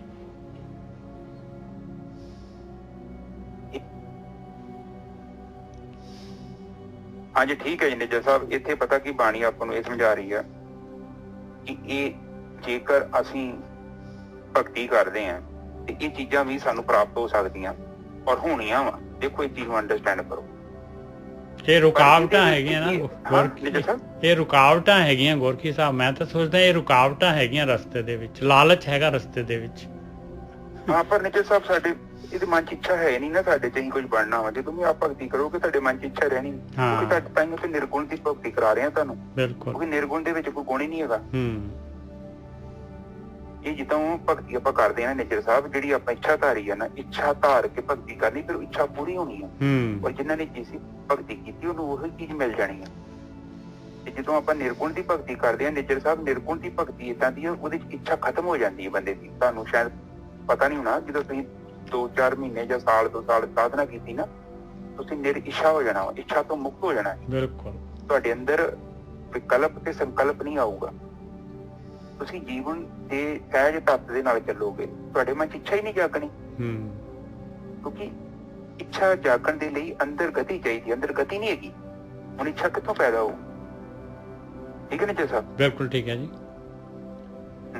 ਸੁਣਿਆ ਮੁੱਖ ਸਲਾਹਨ ਮੰਦ, ਕਹਿੰਦੇ ਜਿਹੜੇ ਹੈਗੇ ਮੰਦ ਬੁੱਧੀ ਜਿਹੜੇ ਹੈਗੇ ਆ, ਮੰਦ ਬੁੱਧੀ ਨਹੀਂ ਕਹਿ ਸਕਦੇ ਆਪਾਂ, ਜਿਹੜੇ ਹੈਗੇ ਜਿਹੜਾ ਮਨ ਦੇ ਪਿੱਛੇ ਚੱਲ ਰਿਹਾ ਹੈ ਉਹਨੂੰ ਮੰਦ ਕਹਿ ਸਕਦੇ ਹਾਂ। ਕਿਉਂਕਿ ਜਿਹੜੇ ਕੋਲ ਜਿਹੜੀਆਂ ਭੈੜੀਆਂ ਆਦਤਾਂ ਹੈਗੀਆਂ, ਜਿਹੜਾ ਮੰਦੇ ਕੰਮ ਕਰ ਰਿਹਾ ਆ, ਕਹਿੰਦੇ ਉਹ ਵੀ ਜੇ ਨਾਮ ਵਾਲੇ ਪਾਸੇ ਨੂੰ ਧਿਆਨ ਸਿਮਰਨ ਕਰਨ ਲੱਗ ਜਾਏਗਾ ਤੇ ਭਾਈ ਉਹ ਵੀ ਜਿਹੜਾ ਹੈਗਾ ਇਹ ਨਾਮ ਨੂੰ ਸਲਾਹ ਕੇ ਔਰ ਉਹ ਵੀ ਜਿਹੜਾ ਹੈਗਾ ਖੇੜਾ ਪ੍ਰਾਪਤ ਕਰ ਸਕਦਾ ਹੈ, ਪਾਪਾਂ ਤੋਂ ਮੁਕਤ ਹੋ ਸਕਦਾ ਹੈ। ਹਾਂਜੀ ਵੀਰ ਜੀ, ਬਿਲਕੁਲ ਠੀਕ ਹੈ ਜੀ। ਇਤਿਹਾਸ ਵੇਖ ਲਓ, ਕੋਟਰਾ ਰਾਸ਼ਕ ਸੱਜਣ ਠੱਗ, ਇਹ ਲੋਕਾਂ ਦੀ ਦਾਨਵ ਬ੍ਰਿਤੀ ਸੀ ਤੇ ਵੇਖ ਲਓ ਉਹਨਾਂ ਨੇ ਸੋਭਾ ਪਾਈ। ਹੋਰ ਵੀ ਆ ਵਾਲਮੀਕੀ ਵੇਖ ਲਓ, ਵਾਲਮੀਕੀ ਕਿਹੜਾ ਸੀ? ਚੋਰੀ ਸੀ, ਡਾਕੂ ਸੀ। ਵੇਖੋ ਮੁੜ ਕੇ ਉਹਨੇ ਕੈਸੇ ਗ੍ਰੰਥ ਲਿਖੇ ਨੇ। ਬਿਲਕੁਲ, ਤੋਂ ਇਹ ਕੇਵਲ ਉਹਨਾਂ ਬੰਦਿਆਂ ਨੇ ਲਿਖੇ ਜਿਨ੍ਹਾਂ ਨੇ ਸੁਣਿਆ ਹੈ, ਆਤਮਾ ਨੂੰ, ਆਪਣੀ ਆਤਮਾ ਨੂੰ ਸੁਣਿਆ ਹੈ। ਔਰ ਇਹ ਸਾਰੀਆਂ ਚੀਜ਼ਾਂ ਆਤਮਾ ਨੂੰ ਸੁਣਨ ਤੋਂ ਬਾਅਦ ਹੀ ਪ੍ਰਾਪਤ ਹੁੰਦੀਆਂ ਹਨ। ਠੀਕ ਹੈ ਨੀ ਜੀ? ਸੁਣੇ ਜੋਗ ਜੁਗਤ ਤਨ ਭੇਦ, ਕਹਿੰਦੇ ਜੋਗ ਦੀ ਜੁਗਤੀ ਆ ਜਾਂਦੀ ਹੈ, ਤਨ ਦੇ ਭੇਦ ਪਤਾ ਲੱਗ ਜਾਂਦੇ ਆ, ਸਰੀਰ ਦੇ ਬਾਰੇ ਗਿਆਨ ਹੋ ਜਾਂਦਾ ਹੈ। ਤੇ ਸੁਣੇ ਸਾਧ ਸਿਮਰਤ ਵੇਦ, ਕਹਿੰਦੇ ਸ਼ਾਸਤਰਾਂ ਸਿਮਰਤ ਵੇਦ ਜਿਹੜਾ ਹੈ, ਇਹ ਗਿਆਨ ਜਿਹੜਾ ਹੈਗਾ, ਇਹ ਗਿਆਨ ਜਿਹੜਾ ਹੈਗਾ ਉਸ ਇਨਸਾਨ ਨੂੰ ਇਹ ਗਿਆਨ ਆ ਜਾਂਦਾ ਹੈ। ਉਸ ਇਨਸਾਨ ਨੂੰ ਉਹਦਾ ਆਪਣਾ ਗਿਆਨ ਆ ਜਾਂਦਾ ਹੈ, ਉਹਦੇ ਆਪਣੇ ਸ਼ਾਸਤਰ ਸਿਮਰਤ ਵੇਦ ਉਹਦੇ ਅੰਦਰੋਂ ਹੀ ਫੁੱਟ ਪੈਂਦੇ ਆ। ਹਾਂਜੀ ਵੀਰ ਜੀ, ਬਿਲਕੁਲ ਠੀਕ ਹੈ ਜੀ। ਕੇਵਲ ਸੁਣਨ ਦੇ ਨਾਲ ਆਪ ਜਦੋਂ ਆਪਣੀ ਆਤਮਾ ਨੂੰ ਸੁਣੋਗੇ ਨਾ ਤੇ ਬਾਅਦ ਚ ਤੁਸੀਂ ਵੀ ਤੇ ਬ੍ਰਹਮ ਗਿਆਨੀ ਬਣ ਜਾਣਾ, ਉਸ ਭੇਦ ਨੂੰ ਜਾਣ ਲੈਣਾ, ਮੁੜ ਕੇ ਜਿਹਨੂੰ ਮਰਜ਼ੀ ਦੱਸ ਦੋ। ਠੀਕ ਹੈ ਨਾ ਜੀ ਸਾਹਿਬ? ਬਿਲਕੁਲ ਠੀਕ ਹੈ। ਜੁਗਤੀ ਜਿਹੜੀ ਆ ਵੇਖੋ, ਉਹਨਾਂ ਨੇ ਕਿਹਾ ਸੁਣੀਏ ਜੋਗ ਜੁਗਤੀ ਤਨ ਭੇਦ, ਉਹ ਜੁਗਤੀ ਮਿਲ ਜਾਂਦੀ ਆ ਕਿ ਇਹ ਸਾਧਨਾ ਕਿੱਦਾਂ ਕਰਨੀ, ਨਾਮ ਨੂੰ ਕਿੱਦਾਂ ਪ੍ਰਗਟ ਕਰਨਾ, ਭੇਦ ਦਾ ਪਤਾ ਲੱਗ ਜਾਂਦਾ। ਔਰ ਫਿਰ ਤੇ ਤੁਹਾਨੂੰ ਪਤਾ ਹੀ ਆ, ਪਰਮਾਤਮਾ ਤੇ ਆਪਣੇ ਘਰ ਦੀ ਚਾਬੀ ਵੀ ਦੇ ਦਿੰਦਾ ਗੁਰਮੁਖਾਂ ਨੂੰ। ਠੀਕ ਹੈ ਨਾ ਜੀ ਸਾਹਿਬ? ਬਿਲਕੁਲ। ਤੇ ਸੁਣੀਏ ਸ਼ਾਸਤਰ ਸਿਮਰਤੀਆਂ ਵੇਦ, ਫਿਰ ਸੁਣਨ ਦੇ ਨਾਲ ਆਤਮਾ ਆਪਣੀ ਦੀ ਆਤਮਾ ਨੂੰ ਸੁਣਨ ਦੇ ਨਾਲ ਹੀ ਫਿਰ ਹੁੰਦਾ ਕਿ ਬੰਦੇ ਦੇ ਅੰਦਰ ਆਪਣਾ ਗਿਆਨ ਪ੍ਰਗਟ ਹੁੰਦਾ, ਉਹ ਬਾਣੀ ਦਾ ਉਚਾਰਨ ਕਰ ਸਕਦਾ, ਉਹਨੂੰ ਵੇਦਾਂ ਦਾ ਪਤਾ ਲੱਗ ਜਾਂਦਾ ਕਿ ਵੇਦਾਂ 'ਚ ਕੀ ਲਿਖਿਆ, ਵੇਦਾਂ ਦਾ ਦੁਬਾਰਾ ਵਿਖਿਆਨ ਕਰ ਸਕਦਾ, ਮਤਲਬ ਉਹਨਾਂ ਤੇ ਕਮੈਂਟਰੀ ਕਰ ਸਕਦਾ, ਆਪਣੇ ਵੀ ਗ੍ਰੰਥ ਲਿਖ ਸਕਦਾ, ਕਿਉਂਕਿ ਉਹਦੇ ਅੰਦਰ ਉਹ ਅਵਸਥਾ ਬਣ ਗਈ। ਉਸਨੇ ਆਤਮਾ ਨੂੰ ਜਾਣ ਲਿਆ, ਉਸਨੇ ਆਤਮਾ ਤੱਤ ਨੂੰ ਪਹਿਚਾਣ ਲਿਆ ਔਰ ਉਹਦੇ ਵਿੱਚ ਜਲ ਗਿਆ, ਉਹਨੇ ਸਾਰਾ ਭੇਦ ਜਾਣ ਲਿਆ ਔਰ ਜੋ ਮਰਜ਼ੀ ਲਿਖ ਦਿਓ। ਠੀਕ ਹੈ ਨਾ ਜੀ ਸਾਹਿਬ? ਬਿਲਕੁਲ। ਜੋ ਵੀ ਬੋਲੇਗਾ, ਜੋ ਵੀ ਬਚਨ ਕਰੇਗਾ ਜਾਂ ਲਿਖੇਗਾ, ਉਹ ਜਿਹੜਾ ਬ੍ਰਹਮ ਗਿਆਨ ਹੀ ਹੋਏਗਾ ਉਸ ਟਾਈਮ, ਕਿਉਂਕਿ ਉਹ ਬ੍ਰਹਮ ਦਾ ਰੂਪ ਹੋ ਚੁੱਕਾ ਹੈ। ਜੋ ਵੀ ਬਚਨ ਆਉਣਗੇ ਉਹਦੇ, ਉਹ ਬ੍ਰਹਮ ਗਿਆਨ ਹੀ ਹੋਏਗਾ। ਹਾਂਜੀ ਠੀਕ ਹੈ ਜੀ। ਉਹਦੇ ਮੂੰਹ ਚ ਜੋ ਵੀ ਲਫ਼ਜ਼ ਨਿਕਲ ਗਏ ਉਹ ਬ੍ਰਹਮ ਗਿਆਨ ਹੈ, ਕਿਉਂਕਿ ਉਹਨੇ ਕਹਿ ਦੇਣਾ ਏਦਾਂ ਕਰੋ ਤੇ ਤੁਸੀਂ ਓਦਾਂ ਕੀਤਾ ਤੇ ਤੁਹਾਡਾ ਵੀ ਕੰਮ ਰੋਕ ਆ ਜਾਣਾ। ਕਿਉਂਕਿ ਉਹ ਅਵਸਥਾ 'ਚ ਬੈਠਾ ਹੈ, ਚੇਤਨ 'ਚ ਬੈਠਾ ਹੈ। ਔਰ ਜਦੋਂ ਵੀ ਬੰਦਾ ਬ੍ਰਹਮ 'ਚ ਲੀਨ ਹੋ ਗਿਆ, ਜਦੋਂ ਵੀ ਤੁਹਾਡਾ ਮਾਰਗ ਕਰੇਗਾ ਦਰਸ਼ਨ, ਤੇ ਤੁਹਾਡੇ ਅੰਦਰ ਵੀ ਉਹੀ ਅਵਸਥਾ ਪੈਦਾ ਹੋ ਜਾਣੀ, ਬਹੁਤ ਛੇਤੀ ਹੋ ਜਾਣੀ। ਨਾਨਕ ਉਹ ਬੰਦਾ ਚੇਤਨ 'ਚ ਬਹਿ ਕੇ ਤੁਹਾਨੂੰ ਗਾਈਡ ਕਰ ਰਿਹਾ। ਠੀਕ ਹੈ ਨਾ ਚੇਤਨ? ਨਾਨਕ ਭਗਤਾਂ ਸਦਾ ਵਿਗਾਸ, ਸੁਣੈ ਦੁੱਖ ਪਾਪ ਕਾ ਨਾਸ। ਇਹ ਹੋ ਗਿਆ ਜੀ, ਭਗਤਾਂ ਨੂੰ ਹੀ ਸਦਾ ਵਿਕਸਿਤ ਹੁੰਦੇ ਆ ਔਰ ਨਾਮ ਦੇ ਸੁਣਨ ਦੇ ਨਾਲ ਹੀ ਜਿਹੜਾ ਹੈਗਾ ਦੁੱਖਾਂ ਪਾਪਾਂ ਦਾ ਨਾਸ ਹੁੰਦਾ ਹੈ। ਹੁਣ 10ਵਾਂ ਅੰਕ ਆ ਗਿਆ, ਸੁਣੈ ਸਤ ਸੰਤੋਖ ਗਿਆਨ। ਆਹ ਚੀਜ਼ਾਂ ਵੀ ਦੇਖ ਲਓ, ਧਿਆਨ ਸਿਮਰਨ ਕਰਨ ਦੇ ਨਾਲ ਅਸਲੀ ਸੱਤ ਜਿਹੜਾ ਕੰਟਰੋਲ ਆਫ ਸੈਂਸਸ ਆਉਂਦਾ ਹੈ ਇਨਸਾਨ ਦੇ ਅੰਦਰ। ਉਹ ਅਸਲੀ ਸਤੀ ਜਿਹੜਾ ਹੈਗਾ, ਕਹਿੰਦੇ ਦਾਨੀ ਜਿਹੜਾ ਹੈਗਾ, ਉਹ ਕੋਟ ਲਾਖ ਸਰਵ ਕੋ ਦਾਤਾ ਜਿਸ ਹਿਰਦੇ ਨਾਮ ਤੁਮਾਰਾ, ਉਹ ਭਾਈ ਉਹ ਅਵਸਥਾ ਪ੍ਰਾਪਤ ਹੁੰਦੀ ਹੈ ਨਾਮ ਦੇ ਸੁਣਨ ਦੇ ਨਾਲ। ਸੰਤੋਖ ਆ ਜਾਂਦਾ ਹੈ ਇਨਸਾਨ ਦੇ ਜੀਵਨ ਦੇ ਵਿੱਚ, ਗਿਆਨ ਆ ਜਾਂਦਾ ਹੈ, ਉਹ ਅਸਲੀ ਗਿਆਨ। ਕਹਿੰਦੇ ਗਿਆਨ ਕਮਾਈਏ ਪੂਛ ਜਨਾ, ਜਿਹੜੇ ਆਹ ਗਿਆਨ ਲੈ ਰਹੇ ਹਾਂ ਆਪਾਂ, ਇਹਨੂੰ ਕਮਾਵਾਂਗੇ ਤੇ ਅਸਲੀ ਗਿਆਨ ਆਪਣੇ ਅੰਦਰ ਆਏਗਾ। ਆਇਆ ਸੁਣੈ ਸਤ ਸੰਤੋਖ ਗਿਆਨ।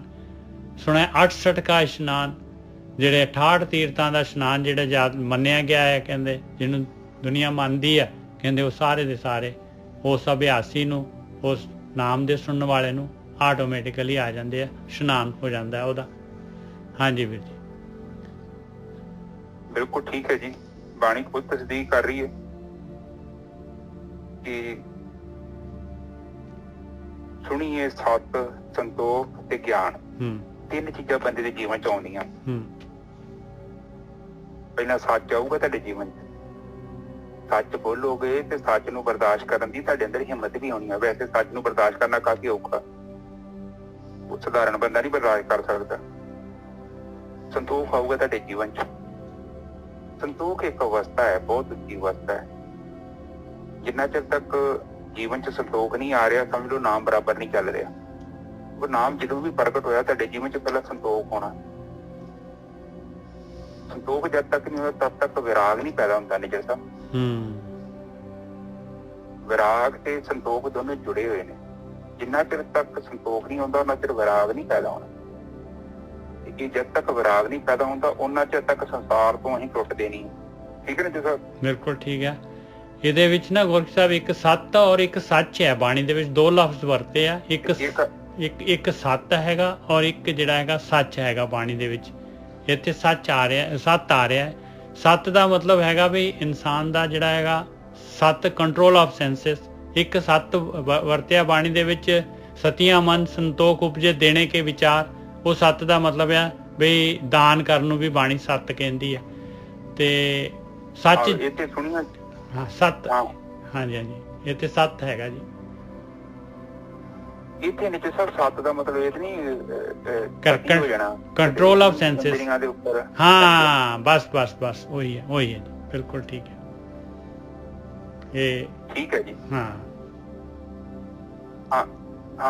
ਇੰਦਰੀਆਂ ਦੇ ਉੱਪਰ ਵੀ ਤੁਹਾਡਾ ਕੰਟਰੋਲ ਆਉਣਾ ਵਾ। ਤੁਹਾਡੀਆਂ ਜਿਹੜੀਆਂ ਇੰਦਰੀਆਂ ਨਾ ਉਹ ਵਿਸ਼ਰਾਮ ਅਵਸਥਾ ਚ ਚੱਲ ਜਾਣੀਆਂ। ਜਦੋਂ ਹੀ ਵਿਰਾਗ ਪੈਦਾ ਹੋ ਗਿਆ, ਸੰਤੋਖ ਆ ਗਿਆ, ਤੇ ਤੁਹਾਡੀਆਂ ਇੰਦਰੀਆਂ ਦੀ ਜਿਹੜੀ ਚੰਚਲਤਾ ਉਹ ਖਤਮ ਹੋ ਜਾਏਗੀ। ਠੀਕ ਹੈ ਨਾ ਸਰ? ਬਿਲਕੁਲ। ਸੁਣੀਏ 8 ਸੁਣਿਆ 68 ਕਾ ਇਸ਼ਨਾਨ, 68 ਤੀਰਥਾਂ ਦਾ ਇਸ਼ਨਾਨ ਜਿਹੜਾ ਹੈਗਾ ਇਹ ਆਟੋਮੈਟਿਕਲੀ ਜਿਹੜਾ ਹੈਗਾ ਉਸਨੂੰ ਕਰਨ ਦੀ ਲੋੜ ਨਹੀਂ ਹੈ। ਮਹਾਰਾਜ ਇਹ ਕਹਿ ਰਹੇ ਵੀ ਉਹਨੂੰ ਕਿਤੇ ਤੀਰਥਾਂ ਤੇ ਭੱਜਣ ਦੀ ਲੋੜ ਨਹੀਂ ਹੈ। ਭਾਈ ਤੈਨੂੰ ਆ ਅੰਦਰ ਬੈਠ ਲਾ ਔਰ ਤੀਰਥ ਆਪਣੇ ਆਪ ਹੀ ਹੋ ਜਾਣਗੇ ਤੇਰੇ। ਹਾਂਜੀ ਵੀਰ ਜੀ ਬਿਲਕੁਲ ਠੀਕ ਹੈ ਜੀ। ਸਾਧ ਸੰਗਤ ਜੀ, ਜਦੋਂ ਤੁਹਾਨੂੰ ਆਤਮ ਤੱਤ ਦੀ ਛੋਹ ਪ੍ਰਾਪਤ ਹੋਈ ਤੇ ਤੁਹਾਡੀ ਬਾਹਰ ਦੀ ਸਾਰੀ ਗਤੀ ਬੰਦ ਹੋ ਜਾਣੀ। ਜੇਕਰ ਗਤੀ ਅਜੇ ਵੀ ਚੱਲ ਰਹੀ ਹੈ, ਇਹਦਾ ਮਤਲਬ ਤੁਹਾਡੇ ਧਿਆਨ ਸਿਮਰਨ ਚ ਗੜਬੜ ਹੈ। ਜੇ ਤੁਹਾਡੇ ਮਨ ਚ ਅਜੇ ਵੀ ਬੈਠਾ ਹੈ ਕਿ ਪਰਮਾਤਮਾ ਕਿਤੇ ਬਾਹਰ ਬੈਠਾ, ਹਾਂ ਚੱਲ ਜਾਓ ਗੁਰਦੁਆਰੇ ਧਾਰਮਿਕ ਸਥਾਨਾਂ ਤੇ ਜਾਣਾ, ਕੋਈ ਪ੍ਰੋਬਲਮ ਨਹੀਂ ਹੈ। ਪਰ ਜੇਕਰ ਅਜੇ ਵੀ ਖਿੱਚ ਹੈਗੀ ਕਿ ਬਾਹਰ ਹੈ ਪਰਮਾਤਮਾ, ਤੇ ਹਜੇ ਲੱਗਦਾ ਸੁਰਤੀ ਕਾਗਰ ਨਹੀਂ ਹੋਈ। ਪਰ ਜਦੋਂ ਸੁਰਤੀ ਇਕਾਗਰ ਹੋ ਗਈ ਤੇ ਤੁਹਾਡੇ ਅੰਦਰ ਹੀ ਆਪਣੇ ਅੰਤਰਾਕਰਨ ਦੇ ਵਿੱਚ ਹੀ ਤੁਹਾਨੂੰ ਅਥਾਰਥ ਤੀਰਥਾਂ ਦੇ ਇਸ਼ਨਾਨ ਵਾਂਗੂ ਅਨੁਭਵ ਹੋਵੇਗਾ। ਬਾਹਰ ਜਾ ਸਕਦੇ ਹੋ ਤੁਸੀਂ ਧਾਰਮਿਕ ਸਥਾਨਾਂ ਤੇ, ਖਿੱਚ ਹੈਗੀ ਹੈ, ਜਾ ਸਕਦੇ ਆ, ਪਰ ਅੰਦਰੋਂ ਖਿੱਚ ਨਹੀਂ ਹੈਗੀ ਕਿ ਪਹਿਲਾਂ ਕਿ ਮੈਂ ਉੱਥੇ ਜਾਵਾਂਗਾ ਤੇ ਤਾਂ ਹੀ ਮਨ ਨੂੰ ਸ਼ਾਂਤੀ ਮਿਲੀ। ਹਾਂ ਗਏ ਤੇ ਠੀਕ ਹੈ, ਨਹੀਂ ਗਏ ਤੇ ਤਾਂ ਵੀ ਕੋਈ ਕਰੇ। ਉਹ ਧਿਆਨ ਸਿਮਰਨ ਇੱਥੇ ਵੀ ਕਰਨਾ ਹੈ। ਉਹ ਗਤੀ ਹੈ ਠੀਕ ਹੈ ਨਿਜਰ ਸਰ। ਹਾਂਜੀ ਧਿਆਨ, ਮੈਂ ਕਿਹਾ ਵੀ ਧਿਆਨ ਸਿਮਰਨ ਆਪਾਂ ਘਰ ਵੀ ਕਰ ਰਹੇ ਹਾਂ, ਬਾਹਰ ਉੱਥੇ ਤੀਰਥ ਸਥਾਨ ਤੇ ਵੀ ਧਿਆਨ ਸਿਮਰਨ ਹੀ ਕਰਨਾ ਹੈ ਆਪਾਂ ਨੇ, ਉਹ ਜਾਣ ਨੂੰ ਤਾਂ ਕੋਈ ਪ੍ਰੋਬਲਮ ਨਹੀਂ ਹੈ, ਗੱਲ ਤਾਂ ਆ। ਹਾਂਜੀ ਵੀਰ ਜੀ। ਹਾਂ, ਜਿਹੜੀ ਉਹ ਅਵਸਥਾ ਵਾ, ਜਿਹੜੀ ਚੀਜ਼ ਨੂੰ ਆਪਾਂ ਜਿਹੜੀ ਚੀਜ਼ ਆਪਾਂ ਲੱਭਣ ਜਾਂਦੇ ਉਹ ਚੀਜ਼ ਤੇ ਘਰੇ ਮਿਲ ਗਈ ਨਾ। ਹਾਂ, ਉੱਥੇ ਵੀ ਜਾ ਕੇ ਇਹੀ ਕੁਝ ਕਰਨਾ ਪਊਗਾ ਉਹ ਉੱਥੇ। ਹਾਂ, ਉੱਥੇ ਜਾ ਕੇ ਵੀ ਤੇ ਧਿਆਨ ਸਿਮਰਨ ਹੀ ਕਰਨਾ, ਉੱਥੇ ਜਾ ਕੇ ਵੀ ਤੁਸੀਂ ਧਿਆਨ ਆਪਣਾ ਇਕਾਗਰ ਕਰ ਸਕਦੇ। ਵੈਸੇ ਤੁਸੀਂ ਦਰਬਾਰ ਸਾਹਿਬ ਟਰਾਈ ਕਰ ਸਕਦੇ, ਜੋ ਕੋਈ ਦਰਬਾਰ ਸਾਹਿਬ ਜਾਂਦਾ ਹੈ ਨਾ, ਜਿਹੜਾ ਬੰਦਾ ਸਾਧਕ ਹੈਗਾ, ਜਦੋਂ ਤੁਸੀਂ ਦਰਸ਼ਨੀ ਡਿਊਰੀ ਦੇ ਅੰਦਰ ਵੜੇ ਨਾ, ਤੁਹਾਨੂੰ ਪਤਾ ਲੱਗ ਜਾਊਗਾ ਉਹ ਬਹੁਤ ਚਾਰਜ ਹੈ ਜਗ੍ਹਾ। ਔਰ ਸਪੈਸ਼ਲ ਐਂਟਰੀ ਹੈ, ਇਟਸ ਨਾਟ ਆਰਡੀਨਰੀ ਐਂਟਰੀ। ਤੁਸੀਂ ਉਦਾਂ ਵੀ ਗੁਰਦੁਆਰੇ ਜਾਂਦੇ ਹੋ ਨਾ, ਪਰ ਜਦੋਂ ਸਾਧਕ ਜਾਊਗਾ ਉਹਨੂੰ ਪਤਾ ਲੱਗੂਗਾ, ਕਿਉਂਕਿ ਕਾਫੀ ਜ਼ਿਆਦਾ ਵਾਈਬ੍ਰੇਸ਼ਨ, ਕਾਫੀ ਜ਼ਿਆਦਾ ਊਰਜਾ ਲੈ ਕੇ ਜਾਂਦਾ ਆਪਣੇ ਨਾਲ। ਠੀਕ ਹੈ ਨਾ ਜਸਰ? ਇਹ ਤਾਂ ਤੁਹਾਡੀ ਗੱਲ ਪੂਰੀ ਨਹੀਂ ਹੋਈ, ਜਿਹੜੇ ਦਰਸ਼ਨੀ ਡਿਊਟੀ ਚ ਵੜੋਗੇ ਤੇ ਉਹ ਆਵਾਜ਼ ਆਈ ਨਹੀਂ ਸਾਡੇ ਕੋਲ, ਦੁਬਾਰਾ ਬੋਲ ਦਿਓ। ਅੱਛਾ, ਮੈਂ ਕਹਿੰਦਾ ਨਜਰ ਸਾਹਿਬ, ਜਦੋਂ ਵੀ ਆਪਾਂ ਜਿਹੜਾ ਸਾਧਕ ਹੈ ਨਾ, ਜਦੋਂ ਦਰਬਾਰ ਸਾਹਿਬ ਜਾਂਦਾ ਹੈ ਜਾਂ ਕੋਈ ਧਾਰਮਿਕ ਸਥਾਨ ਤੇ ਜਾਂਦਾ ਹੈ ਨਾ, ਤੇ ਉਹਦੇ ਦਰਸ਼ਨ ਕਰਨ ਦੇ ਵਿੱਚ ਬੜਾ ਫਰਕ ਹੁੰਦਾ, ਕਿਉਂਕਿ ਕਾਫੀ ਜ਼ਿਆਦਾ ਆਪਣੇ ਨਾਲ ਊਰਜਾ ਲੈ ਕੇ ਜਾਂਦਾ। ਕਈ ਜਗ੍ਹਾ ਨਜਰ ਸਾਹਿਬ ਚਾਰਜ ਹੁੰਦੀਆਂ ਨੇ ਬਹੁਤ, ਔਰ ਜਦੋਂ ਉਸ ਜਗ੍ਹਾ ਦੀ ਊਰਜਾ ਤੇ ਸਾਡੀ ਊਰਜਾ, ਵੈਸੇ ਸਾਰਾ ਬ੍ਰਹਮ ਹੀ ਹੈ, ਪਰ ਉਸ ਜਗ੍ਹਾ ਦੇ ਤੇ ਤੁਸੀਂ ਜ਼ਿਆਦਾ ਫੀਲ ਕਰੋਗੇ ਕਿ ਇਹ ਜਗ੍ਹਾ ਦੇ ਵਿੱਚ ਸੱਚੀ ਬਹੁਤ ਜ਼ਿਆਦਾ ਚਾਰਜਿੰਗ ਹੋਈ। ਤੀਰਥ ਸਥਾਨਾਂ ਦੇ ਉੱਪਰ ਵੀ ਨਜਰ ਸਾਹਿਬ ਬਹੁਤ ਚਾਰਜਿੰਗ ਹੋ ਜਾਂਦੀ ਹੈ। ਕਈ ਵਾਰੀ ਜਦੋਂ ਬਾਰ-ਬਾਰ ਕੋਈ ਪਵਿੱਤਰ ਰੂਹਾਂ ਤੇ ਘੁੰਮਦੀਆਂ ਨਾ ਜਗ੍ਹਾ ਦੇ ਉੱਤੇ, ਉਹ ਜਗ੍ਹਾ ਚਾਰਜ ਹੋ ਜਾਂਦੀ। ਲਾਈਵ ਐਨਰਜੀ, ਜਿਹਨੂੰ ਲਾਈਵ ਐਨਰਜੀ ਮੈਂ ਕਹਿੰਦਾ। ਵੈਸੇ ਤਾਂ ਸਾਰਿਆਂ ਦੇ ਅੰਦਰ ਹੀ ਆਤਮਾ ਵਾ, ਪਰ ਕਈ ਜਗ੍ਹਾ ਤੇ ਜਦੋਂ ਬਾਰ-ਬਾਰ ਕੋਈ ਜੀਵ ਜਾਂਦੇ ਨੇ ਜਿੱਥੇ ਧਾਰਮਿਕ ਸਥਾਨ ਤੇ ਉਹ ਜਗ੍ਹਾ ਚਾਰਜ ਹੋ ਜਾਂਦੀ, ਬਹੁਤ ਜ਼ਿਆਦਾ ਚਾਰਜ ਹੋ ਜਾਂਦੀ। ਔਰ ਜਦੋਂ ਤੁਸੀਂ ਉੱਥੇ ਜਾਓਗੇ ਤੁਹਾਡੇ ਵੀ ਅੰਦਰ ਬਹੁਤ ਜ਼ਿਆਦਾ ਊਰਜਾ, ਚੇਤਨਾ ਬਹੁਤ ਪ੍ਰਗਟ ਹੋ ਗਈ ਹੈ, ਫਿਰ ਦੋਨਾਂ ਦਾ ਮਿਲਣ ਹੋਊਗਾ, ਤੁਸੀਂ ਉਸ ਨੂੰ ਮਹਿਸੂਸ ਕਰ ਸਕਦੇ ਜੀ ਉੱਥੇ ਜਾ ਕੇ। ਠੀਕ ਹੈ ਨਾ ਜਸਾ? ਬਿਲਕੁਲ ਠੀਕ ਹੈ ਜੀ। ਸੁਣਿਆ ਪੜ ਪਾਵੇਂ ਮਾਨ, ਕਹਿੰਦੇ ਜਿਹੜੇ ਹੈਗੇ ਗਿਆਨ ਨੂੰ ਪੜ੍ਹਨ ਦੇ ਨਾਲ ਜੋ ਮਾਨ ਪ੍ਰਾਪਤ ਹੋਣਾ ਹੈ ਉਹ ਧਿਆਨ ਸਿਮਰਨ ਦੇ ਦੁਆਰਾ ਹੀ ਹੋਣਾ ਹੈ ਭਾਈ। ਅਸਲੀ ਗਿਆਨ ਧਿਆਨ ਸਿਮਰਨ ਦੇ ਦੁਆਰਾ ਹੀ ਆਉਣਾ ਹੈ। ਸੁਣਿਆ ਲਾਗੈ ਸਹਿਜ ਧਿਆਨ, ਔਰ ਸਹਿਜ ਅਵਸਥਾ ਦੇ ਵਿੱਚ ਜਿਹੜਾ ਹੈਗਾ, ਜਿਹੜੇ ਆਪਣੀਆਂ ਗਿਆਨ ਇੰਦਰੀਆਂ, ਕਰਮ ਇੰਦਰੀਆਂ ਜਿਹੜੀਆਂ ਹੈਗੀਆਂ, ਇਹ ਜਿਹੜੀਆਂ ਖਿੱਚ ਪਾ ਰਹੀਆਂ ਹੈ, ਮਾਇਆ ਜਿਹੜੀ ਹੈਗੀ ਆਪਾਂ ਨੂੰ ਜਿਹੜਾ ਹੈਗਾ ਧਿਆਨ ਨਹੀਂ ਲੱਗਣ ਦੇ ਰਹੀ, ਵਿਚਾਰ ਜਿਹੜੇ ਹੈਗੇ ਤੰਗ ਕਰਦੇ ਆ ਇਹਨੂੰ, ਇਹ ਕਹਿੰਦੇ ਆ ਇਹ ਛੁੱਟ ਜਾਣੇ ਆ। ਸਹਿਜ ਅਵਸਥਾ 'ਚ ਪ੍ਰੈਜ਼ੈਂਟ ਦੇ ਵਿੱਚ ਆ ਜਾਣਾ ਹੈ ਭਾਈ, ਧਿਆਨ ਲੱਗ ਜਾਣਾ ਹੈ, ਧਿਆਨ ਵਾਲੀ ਸਟੇਜ ਹੋ ਜਾਣੀ ਹੈ। ਇਹ ਸੁਣਨ ਦੇ ਬਾਅਦ ਨੈਕਸਟ ਸਟੇਜ ਧਿਆਨ ਵਾਲੀ ਹੈਗੀ ਆ। ਉਹ ਕਹਿੰਦੇ ਇਸੇ ਦੇ ਨਾਲ ਆਪ ਪਹਿਲਾਂ ਸੁਣਨਾ ਹੈ ਨਾਮ ਨੂੰ, ਫਿਰ ਜਿਹੜਾ ਹੈਗਾ ਧਿਆਨ ਲੱਗ ਜਾਣਾ ਹੈ ਤੇਰਾ, ਇਸੇ ਦੇ ਨਾਲ ਹੀ ਧਿਆਨ ਲੱਗਣਾ ਹੈ। ਹਾਂਜੀ ਵੀਰ ਜੀ। ਹਾਂਜੀ ਨਿਜਰ ਸਰ, ਪਹਿਲੀ ਤੁਕ ਦੀ ਕਰੋ, ਸੁਣੀਏ ਪੜ ਪਾਵੇਂ ਮਾਨ। ਹਾਂਜੀ, ਪੜ ਮਤਲਬ ਵਿਦਿਆ ਜਿਹੜੀ ਆਪਾਂ ਪੜ੍ਹਦੇ ਹਾਂ, ਕਹਿੰਦੇ, ਔਰ ਵਿਦਿਆ ਪੜ੍ਹਨ ਦੇ ਨਾਲ ਗਿਆਨੀ ਲੋਕੀ ਇੱਜ਼ਤ ਕਰਦੇ ਆ, ਮਾਨ ਪ੍ਰਾਪਤ ਹੁੰਦਾ ਹੈ। ਕਹਿੰਦੇ ਪਰਮਾਤਮਾ ਦੀ ਦਰਗਾਹ ਤੇ ਤੈਨੂੰ ਮਾਨ ਪ੍ਰਾਪਤ ਹੋ ਜਾਏਗਾ ਜੇ ਗਿਆਨ ਨੂੰ ਲੈ ਕੇ ਤੇ ਉਹਨੂੰ ਕਮਾਏਗਾ, ਜੇ ਗਿਆਨ ਨੂੰ ਲੈ ਕੇ ਤੇ ਨਾਮ ਨੂੰ ਸੁਣੇਗਾ ਤੇ ਤੈਨੂੰ ਜਿਹੜਾ ਹੈਗਾ ਐਸਾ ਮਾਨ ਪ੍ਰਾਪਤ ਹੋਏਗਾ ਲੋਕ ਪਰਲੋਕ ਦੇ ਵਿੱਚ। ਹਾਂਜੀ ਵੀਰ ਜੀ। ਠੀਕ ਹੈ ਜੀ। ਕਹਿੰਦੇ ਕਿ ਜਦੋਂ ਉਸ ਅਵਸਥਾ ਨੂੰ ਅਸੀਂ ਬਾਰ-ਬਾਰ ਸੁਣਨੇ ਆ, ਪੜ ਪਾਈਏ ਮਾਨ, ਪੜ ਪਾਈਏ ਮਾਨ। ਪੜ ਮਤਲਬ ਕਿ ਇੱਥੇ ਸਮਝਾਉਣ ਦਾ ਤਰੀਕਾ ਹੈ, ਭਾਸ਼ਾ ਜੋ ਸਮਝਾ ਰਹੀ ਹੈ। ਜਦੋਂ ਆਪਾਂ ਉਸ ਪਰਮਾਤਮਾ ਨੂੰ, ਉਸ ਆਤਮਾ ਤੱਤ ਨੂੰ ਅਸੀਂ ਬਾਰ-ਬਾਰ ਸੁਣਦੇ ਹਾਂ ਤੇ ਸਾਨੂੰ ਜਿਹੜਾ ਵਾ ਨਾ ਉਸ ਬਾਰ-ਬਾਰ ਸੁਣਨ ਦੇ ਨਾਲ ਮਾਣ ਮਿਲਦਾ ਹੈ ਪਰਮਾਤਮਾ ਦੇ ਘਰ। ਠੀਕ ਹੈ ਨਿਜਰ ਸਾਹਿਬ? ਭਗਤੀ ਦੇ ਨਾਲ ਹੀ ਮਿਲਣਾ ਹੈ ਬਈ, ਧਿਆਨ ਸਿਮਰਨ ਦੇ ਦੁਆਰਾ ਹੀ ਜਿਹੜਾ ਹੈਗਾ ਇਹ ਮਾਨ ਪ੍ਰਾਪਤ ਹੋਣਾ। ਸੁਣੀਏ ਸੁਣਿਆ ਲਾਗੇ ਸਹਿਜ ਧਿਆਨ, ਸਹਿਜ ਅਵਸਥਾ ਜਿਹੜੀ ਹੈਗੀ, ਧਿਆਨ ਲੱਗਣਾ ਜਿਹੜਾ ਹੈਗਾ, ਇਹ ਧਿਆਨ ਸਿਮਰਨ ਦੇ ਨਾਲ ਹੀ ਮਾਣ ਮਿਲਣਾ ਹੈ। ਪੜ੍ਹਨ ਦੇ ਨਾਲ ਸਾਨੂੰ ਗਿਆਨ ਤੋਂ ਮਿਲਦਾ, ਰਸਤੇ ਦਾ ਪਤਾ ਮਿਲਦਾ। ਇਸ ਸੁਣਨ ਦੀ ਗੱਲ ਕਰਦੇ ਨੇ। ਪੜ ਮਤਲਬ ਬਾਰ-ਬਾਰ ਉਸੇ ਅਵਸਥਾ ਦੇ ਵਿੱਚ ਜਾਣ ਦੇ ਨਾਲ ਸਾਡਾ ਜਿਹੜਾ ਨਾ ਸਾਡਾ ਮਾਣ ਵੱਧਦਾ ਹੈ ਪਰਮਾਤਮਾ ਦੇ ਘਰ। ਬਿਲਕੁਲ। ਉੱਥੇ ਜਾਣ ਦੇ ਲਈ ਤੇ ਘੰਟਾ ਲੱਗ ਹੀ ਜਾਂਦਾ ਨਾ, ਅੱਧਾ ਘੰਟਾ, 45 ਮਿੰਟ, 40 ਮਿੰਟ। ਜਿਵੇਂ ਅਸੀਂ ਬਾਰ-ਬਾਰ ਜਾਂਦੇ ਹਾਂ ਤੇ ਉਸ ਅਵਸਥਾ 'ਚ ਜਾਣ ਦੇ ਨਾਲ ਹੀ ਸੁਣਨ ਦੇ ਨਾਲ ਆਪਣੀ ਆਤਮਾ ਦੀ ਆਵਾਜ਼, ਜਦੋਂ ਉਹਨੂੰ ਆਪਾਂ ਬਾਰ-ਬਾਰ ਸੁਣਦੇ ਹਾਂ ਤੇ ਇੱਕ ਸਮਾਂ ਆਉਂਦਾ ਹੈ ਸਾਡੇ ਅੰਦਰ ਇੱਕ ਅਵਸਥਾ ਬਣ ਜਾਂਦੀ ਹੈ ਤੇ ਫਿਰ ਸਾਡਾ ਜਿਹੜਾ ਮਾਣ ਵੱਧਦਾ ਹੈ। ਠੀਕ ਹੈ ਨਿਜਰ ਸਾਹਿਬ?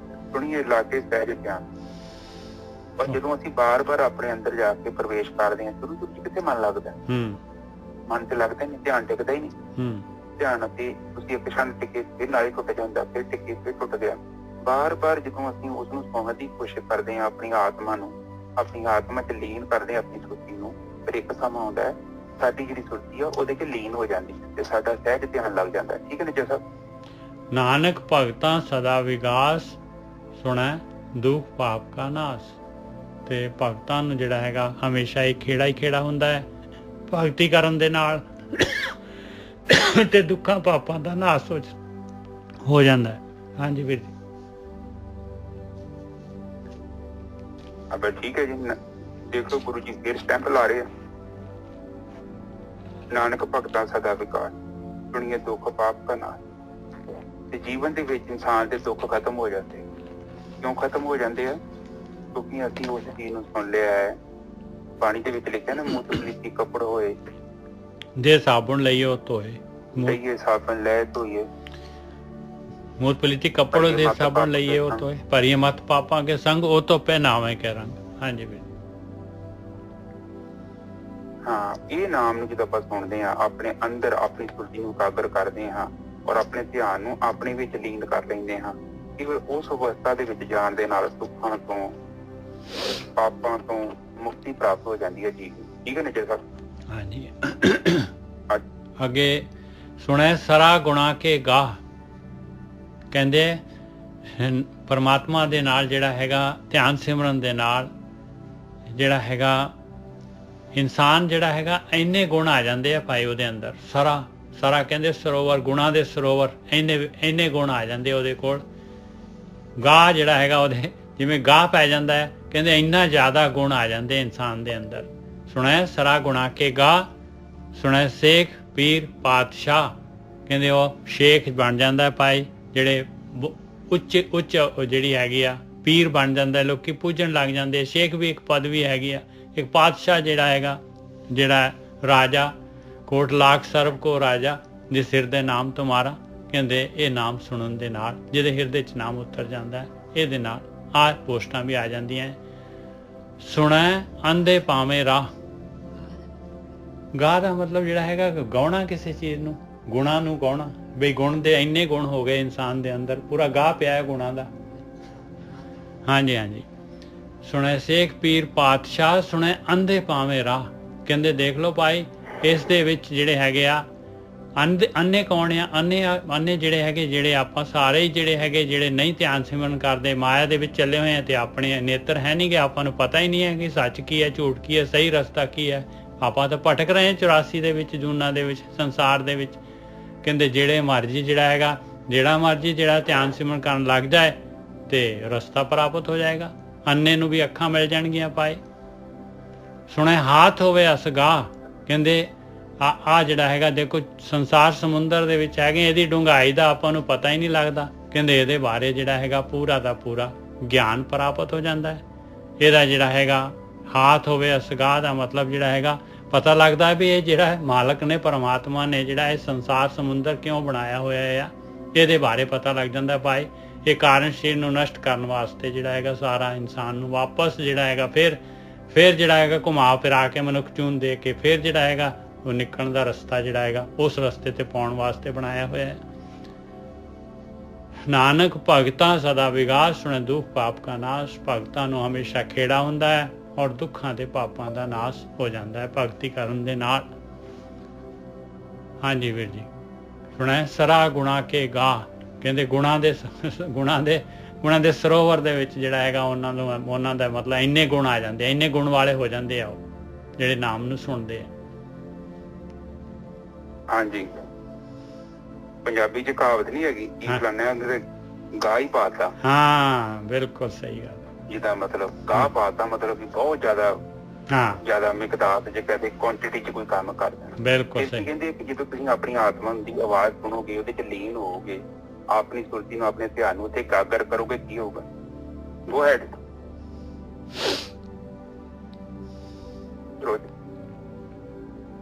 ਤੇ ਇੱਕ ਤੇ ਤੁਹਾਡੇ ਅੰਦਰ ਗੁਣਾਂ ਦਾ ਗਾਹ ਪੈ ਜਾਏਗਾ। ਠੀਕ ਹੈ ਜੀ, ਇੰਨੇ ਜ਼ਿਆਦਾ ਗੁਣ ਆ ਜਾਣਗੇ, ਸਬਰ, ਸੰਤੋਖ, ਐਰਾ ਵਗੈਰਾ, ਰਾਗ ਤੇ ਦਵੈਸ਼ ਤੋਂ ਮੁਕਤੀ ਮਿਲ ਜਾਏਗੀ, ਕਾਮ, ਕ੍ਰੋਧ, ਲੋਭ, ਮੋਹ, ਹੰਕਾਰ ਤੋਂ ਵੀ ਮੁਕਤੀ ਮਿਲ ਜਾਏਗੀ। ਬਹੁਤ ਜਿਹੜੇ ਔਗਣ ਉਹ ਤਿਆਗੇ ਜਾਣਗੇ, ਗੁਣਾਂ ਤੁਹਾਡੇ ਜੀਵਨ ਚ ਗੁਣ ਆ ਜਾਣਗੇ। ਠੀਕ ਹੈ ਜੀ ਸਾਹਿਬ। ਸੇਖ ਪੀਰ ਪਾਤਸ਼ਾਹ, ਇਹ ਅਵਸਥਾ ਜਿਹੜੀ ਇਹ ਪੋਸਟ ਆ ਜਾਏਗੀ ਵੀ ਸ਼ੇਖ ਬਣ ਜਾਂਦਾ। ਸ਼ੇਖ ਦੀ ਜਿੰਨੀ ਜਿਹੜੀ ਦੇਖੋ ਸ਼ੇਖ ਫਰੀਦ ਜੀ ਸੀਗੇ, ਕਹਿੰਦੇ ਬਈ ਉੱਚ ਖਾਨਦਾਨ ਤੋਂ ਜਿਹੜੇ ਹੈਗੇ, ਤੇਰਾ ਖਾਨਦਾਨ ਜਿਹੜਾ ਇਸ ਦੇ ਨਾਲ ਤੇਰੀ ਜਿਹੜੀ ਅਵਸਥਾ ਉੱਚੀ ਹੋਣੀ ਹੈ ਭਾਈ, ਆ ਤੇਰੀ ਸ਼ੇਖ ਬਣ ਸਕਦਾ ਹੈ, ਪੀਰ ਬਣ ਸਕਦਾ ਹੈ, ਪਾਤਸ਼ਾਹ ਬਣ ਸਕਦਾ ਹੈ। ਇਸ ਤਰ੍ਹਾਂ ਜਿਹੜੀ ਹੈਗੀ ਸਟੇਜਾਂ ਆ ਜਾਂਦੀਆਂ ਇਨਸਾਨ ਦੀ, ਇੰਨੀ ਉਹਦੀ ਜਿਹੜੀ ਹੈਗੀ ਸੋਭਾ ਹੋਣ ਲੱਗ ਜਾਂਦੀ ਹੈ।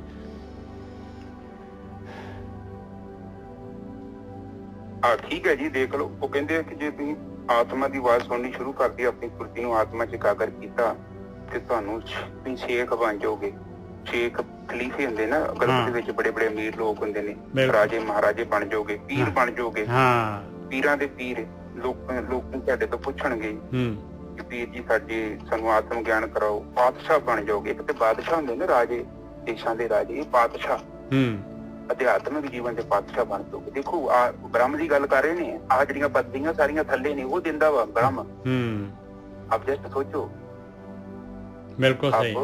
ਇਹ ਦੇਖੋ ਕਿ ਇਹ ਕੇਵਲ ਉਸਦੇ ਨਾਮ ਨੂੰ ਸੁਣਨ ਦੇ ਨਾਲ ਬ੍ਰਹਮ ਦੀ ਮੈਂ ਗੱਲ ਕਰਦਾ। ਬ੍ਰਹਮ ਕੋਈ ਬੰਦਾ ਨਹੀਂ ਹੈਗਾ। ਆ ਬ੍ਰਹਮ ਦੇਖੋ, ਬ੍ਰਹਮ ਨੂੰ ਯਾਦ ਕਰਨ ਦੇ ਨਾਲ ਵੀ ਆਪ ਅਦਬੀਆਂ ਚੀਜ਼ਾਂ ਮਿਲ ਰਹੀਆਂ ਨੇ। ਬ੍ਰਹਮਾ ਬਣ ਜਾਂਦਾ ਬੰਦਾ, ਵਿਸ਼ਨੂੰ ਮਹੇਸ਼ ਬਣ ਜਾਂਦਾ ਜੀਵ। ਆਪ ਜਸਟ ਸੋਚੋ, ਉਹ ਬ੍ਰਹਮ ਕੋਈ ਬੰਦਾ ਨਹੀਂ ਹੈਗਾ। ਠੀਕ ਹੈ ਨਿਚਲ ਸਾਹਿਬ? ਹਾਂਜੀ ਬਿਲਕੁਲ ਠੀਕ ਹੈ ਜੀ। ਹਾਂਜੀ ਅੱਗੇ ਚਲੀਏ। ਸੁਣਿਆ ਅੰਧੇ ਪਾਵੇਂ ਰਾਹ, ਕਹਿੰਦੇ ਜਿਹੜਾ ਮਰਜੀ ਜਿਹੜੇ ਸੁਣਿਆ ਅੰਧੇ ਭਾਵੇਂ ਰਾਹ, ਮਤਲਬ ਜਿਹੜੇ ਹੈਗੇ ਹੁਣ ਦੇਖ ਲਓ ਦੁਨੀਆ ਦੇ ਵਿੱਚ ਤਾਂ ਆਪਾਂ ਜਿਹੜੇ ਜੀਵ ਭਟਕ ਰਹੇ ਆ ਵਿਚਾਰੇ ਸਾਰੇ, ਆਪਾਂ ਨੂੰ ਅੰਨੇ ਹੀ ਹੈਗੇ ਆ, ਰਾਹ ਥੋੜੀ ਨਾ ਪਤਾ ਹੈ ਆਪਾਂ ਨੂੰ। ਆਪਾਂ ਤਾਂ ਉਹੀ ਜਿਹੜੇ ਹੈਗੇ ਮਾਇਆ ਦੇ ਵਿੱਚ ਹੀ ਰਸਤਾ ਲੱਭੀ ਜਾ ਰਹੇ, ਆਪਣਾ ਜੀਵਨ ਮਾਇਆ 'ਚ ਇਹਨਾਂ ਭੂਲ ਭੁਲਈਆ ਦੇ ਵਿੱਚ ਹੀ ਜਿਹੜਾ ਹੈਗਾ ਨਸ਼ਟ ਕਰਕੇ ਤੇ ਆਉ ਜਾਂਦੇ ਆ ਜੂਨਾਂ ਦੇ ਵਿੱਚ। ਤੇ ਕਹਿੰਦੇ ਉਹਨਾਂ ਨੂੰ ਕੁਰਾਹੇ ਪਏ ਹੋਏ ਆ ਜੀ, ਕੁਰਾਹੇ ਪਏ ਹੋਏ ਆ ਤੇ ਰਸਤਾ ਲੱਭ ਜਾਂਦਾ ਹੈ ਭਾਈ, ਅੰਨਿਆਂ ਨੂੰ ਵੀ ਰਸਤਾ ਲੱਭ ਜਾਂਦਾ ਹੈ। ਹਾਂਜੀ ਵੀਰ ਜੀ। ਹਾਂ ਬਿਲਕੁਲ ਠੀਕ ਹੈ ਜੀ। ਜਦੋਂ ਵੀ ਅਸੀਂ ਆਪਣੀ ਸੁਰਤੀ ਨੂੰ ਆਤਮਾ ਤੱਤ 'ਚ ਲੀਨ ਕਰਦੇ ਹਾਂ ਨਾ ਤੇ ਸਾਨੂੰ ਰਾਹ ਪ੍ਰਾਪਤ ਹੋ ਜਾਂਦਾ। ਮੰਨ ਲਓ ਕਿ ਇਹ ਇੱਕ ਤੇ ਹੁੰਦੇ ਨਾ ਕਿ ਅੱਖਾਂ ਦਾ ਬੰਦਾ ਅੰਨਾ ਹੁੰਦਾ, ਅਸੀਂ ਅਕਲ ਦੇ ਅੰਨੇ ਆ। ਜਿਹੜਾ ਬੰਦਾ ਅਕਲ ਦਾ ਅੰਨਾ ਹੈ ਉਹਨੂੰ ਰਾਹ ਮਿਲ ਜਾਂਦਾ ਰੋਜ਼। ਬਿਲਕੁਲ ਠੀਕ ਹੈ ਜੀ। ਉਹਨੂੰ ਗਿਆਨ ਵਾਲੀਆਂ ਅੱਖਾਂ ਮਿਲ ਜਾਂਦੀਆਂ, ਉਹਨੂੰ ਗਿਆਨ ਦੀਆਂ ਅੱਖਾਂ ਮਿਲ ਜਾਂਦੀਆਂ ਨੇ। ਇਹ ਅੱਖਾਂ ਦੀ ਗੱਲ ਨਹੀਂ ਕਰਦੇ ਕਿ ਅੰਨੇ ਨੂੰ ਰਾਹ ਦੇਖ ਪੈਂਦਾ, ਇਹਨੂੰ ਕਹਿੰਦੇ ਕਿ ਉਹਨੂੰ ਗਿਆਨ ਦੀਆਂ ਅੱਖਾਂ ਮਿਲ ਜਾਂਦੀਆਂ ਨੇ। ਉਹਨੂੰ ਜੀਵਨ ਦਾ ਪਤਾ ਲੱਗ ਜਾਂਦਾ ਕਿ ਜੀਵਨ ਨੂੰ ਕਿੱਦਾਂ ਬਤੀਤ ਕਰਨਾ ਹੈ, ਕੇਵਲ ਆਪਣੀ ਸੁਰਤੀ ਨੂੰ ਆਤਮਾ ਤੱਤ 'ਚ ਲੀਨ ਕਰਨ ਦੇ ਨਾਲ। ਠੀਕ ਹੈ ਨਾ ਜਸਰ? ਉਹਨੂੰ ਮਤਲਬ ਧਿਆਨ ਸਿਮਰਨ ਵਾਲਾ ਰਸਤਾ ਲੱਭ ਜਾਂਦਾ ਹੈ, ਸ਼ਾਰਟਕਟ ਦੇ ਵਿੱਚ ਕਹੀਏ ਤੇ।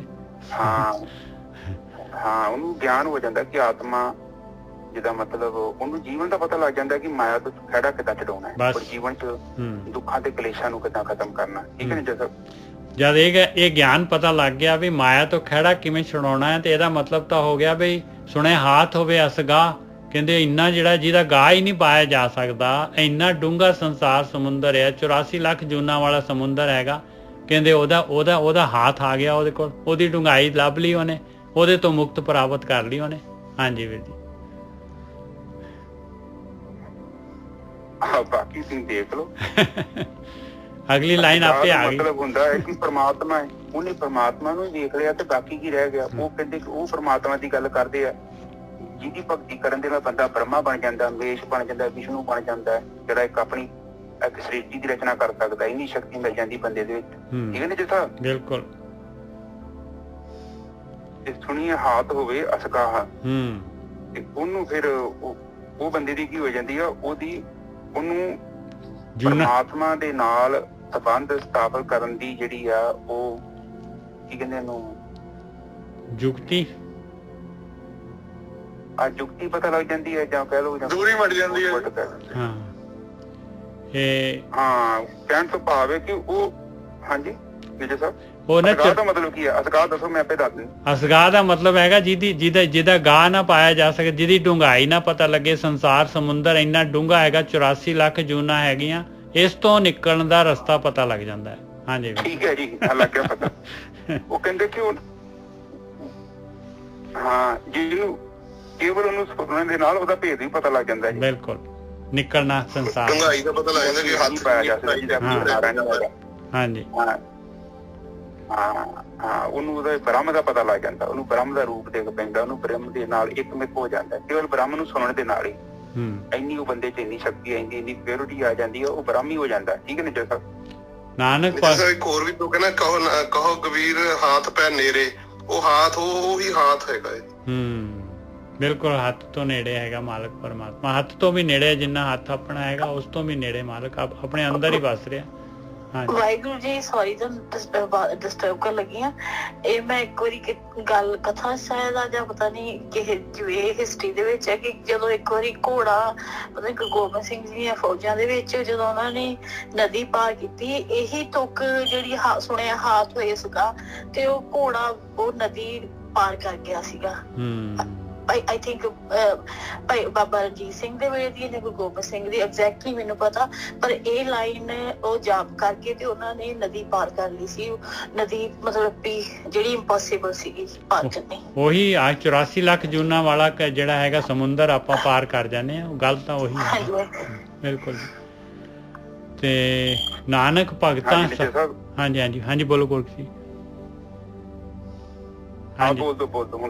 ਨਾਨਕ ਭਗਤਾਂ ਸਦਾ ਵਿਕਾਸ ਸੁਣਾ ਦੁੱਖ ਪਾਪ ਕਾ ਨਾਸ। ਕਹਿੰਦੇ ਭਾਈ ਭਗਤਾਂ ਨੂੰ ਜਿਹੜਾ ਹੈਗਾ ਭਗਤੀ ਕਰਨ ਦੇ ਨਾਲ ਹੀ ਵਿਕਾਸ ਹੋਣਾ ਹੈ, ਖੇੜਾ ਆਉਣਾ ਹੈ, ਸ਼ਾਂਤੀ ਆਉਣੀ ਆ।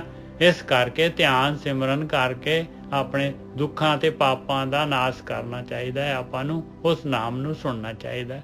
ਹਾਂਜੀ ਵੀਰ